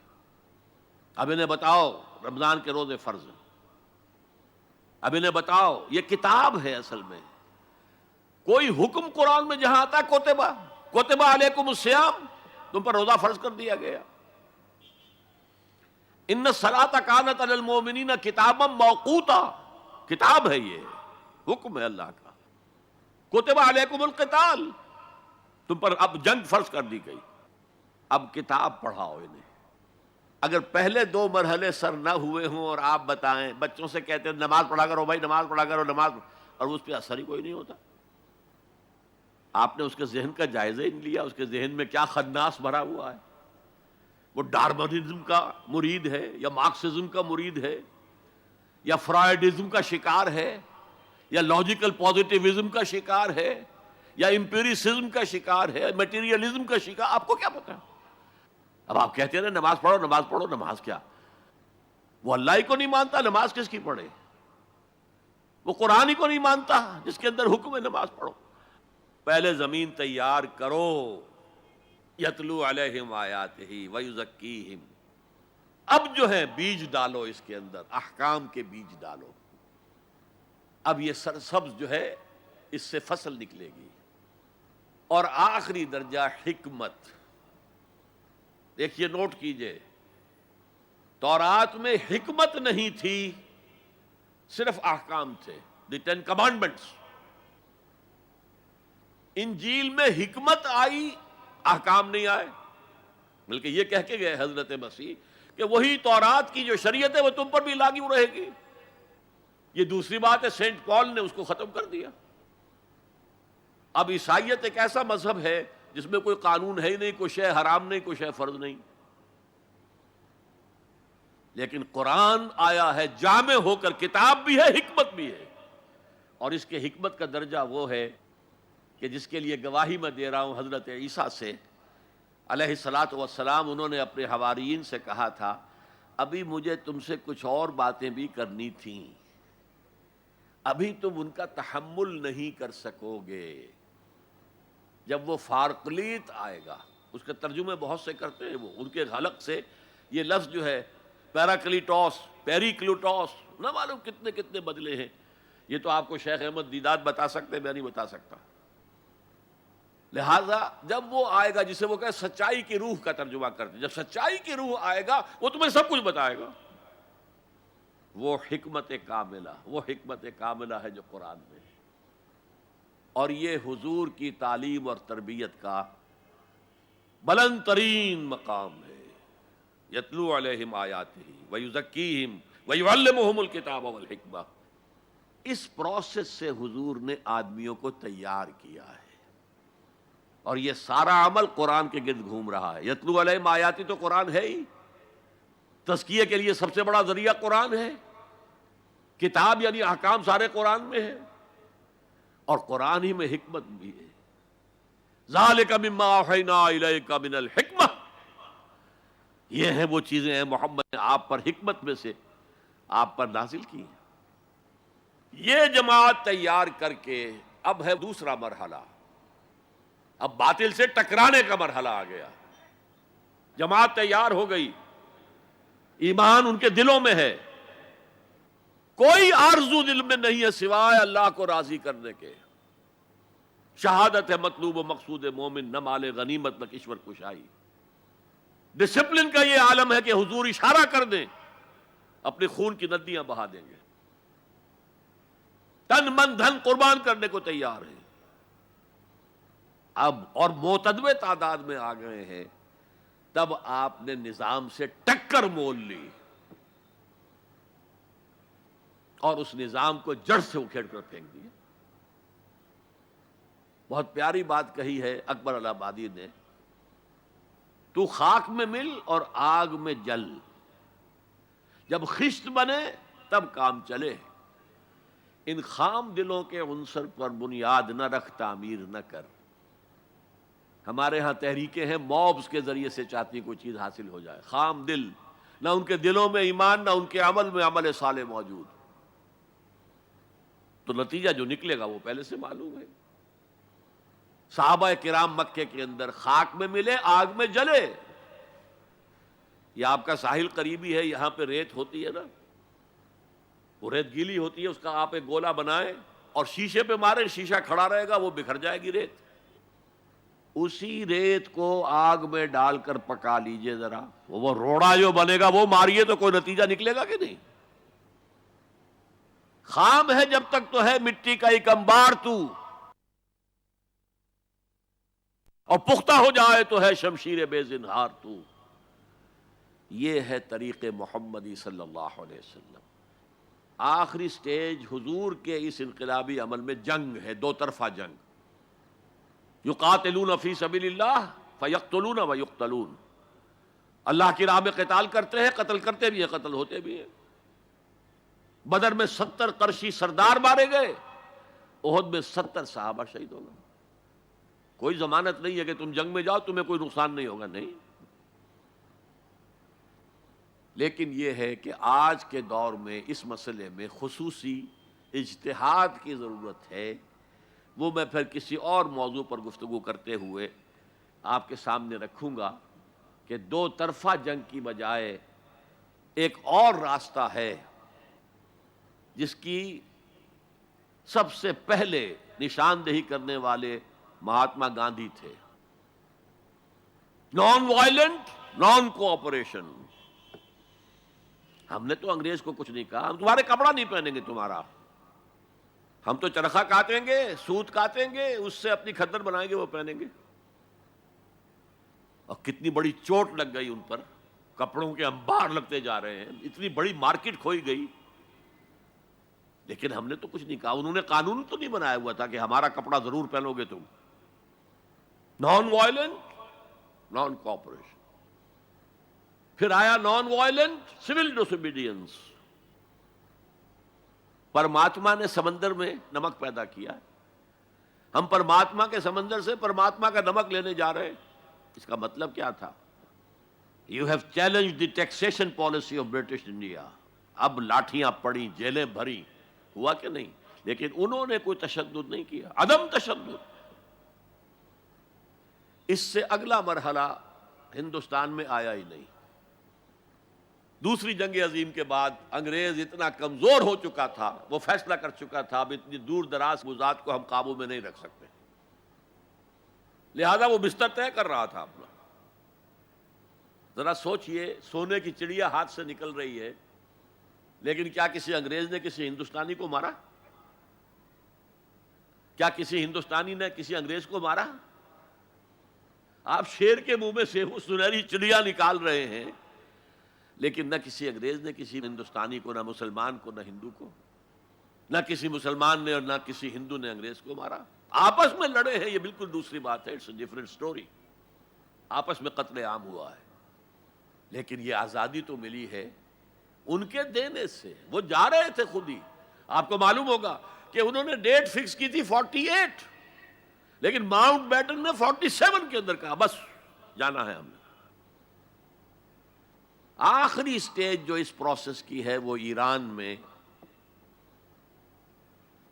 امام خمینی کا جو انقلاب آیا، وہ تھا ان آرمڈ ریوولٹ۔ ہم کسی کو نہیں ماریں گے، ہم پر گولیاں چلیں گی، سینوں پر کھائیں گے۔ 20,000 سے لے کر 30,000 تک آدمی مارے گئے۔ تب وہ شہنشاہ بھاگا کہ نہیں، جو 2,500 سالہ جشن منا رہا تھا، جو سمجھتا تھا کہ میں وہی سائرس کے خسرو یا ذوالقرنین کا دور دوبارہ لے آؤں گا، وہ سلطنت عظیم۔ اور حال کیا ہوا بہادر شاہ ظفر کی طرح، 2 گز زمین بھی مل نہ سکی کوئے یار میں۔ یہ ہے آلٹرنیٹ عمل۔ اس پر پھر کبھی موقع ہوا تو تفصیل سے بھی گفتگو کروں گا، لیکن قرآن وہ کتاب ہے جس کے ذریعے سے حضور نے انقلاب برپا کیا، جیسے کہ داس کیپٹل وہ کتاب ہے جس کے ذریعے سے مونشویکس اینڈ بولشویکس نے رشیا میں انقلاب برپا کیا۔ نیست پیغمبر ولیکن در بغل دارت کتاب۔ وہ مارکس جو ہے پیغمبر تو نہیں ہے، لیکن اپنی بغل میں کتاب لے کے آیا ہے۔ اور وہ داس کیپٹل کس قدر مؤثر تھی، اس نے کس طرح لوگوں کو پوزیس کیا ہے اور کس طریقے سے لوگوں کو تیار کیا ہے کہ زار کی فوجوں کے سامنے کھڑے ہوئے ہیں اور گولیاں کھا رہے ہیں سینہ کھول کر۔ وہ ایک کتاب تھی، وہ بھی کتاب تھی۔ انقلاب روس داس کیپٹل کا نتیجہ ہے، اور انقلاب محمدی صلی اللہ علیہ وسلم قرآن مجید کا ذریعہ ہے۔ یہ ہے اس دور میں نے بتایا کہ سب سے بڑی ضرورت نظام عدل اجتماعی، اور اس کو قائم کرنے کا سب سے بڑا ذریعہ قرآن حکیم۔ میں آپ حضرات کا بہت ہی ممنون ہوں، آپ نے میری خاصی طویل تقریر بڑی توجہ سے سنی ہے۔ اقول قولی ھذا واستغفر اللہ لی ولکم ولسائر المسلمین والمسلمات۔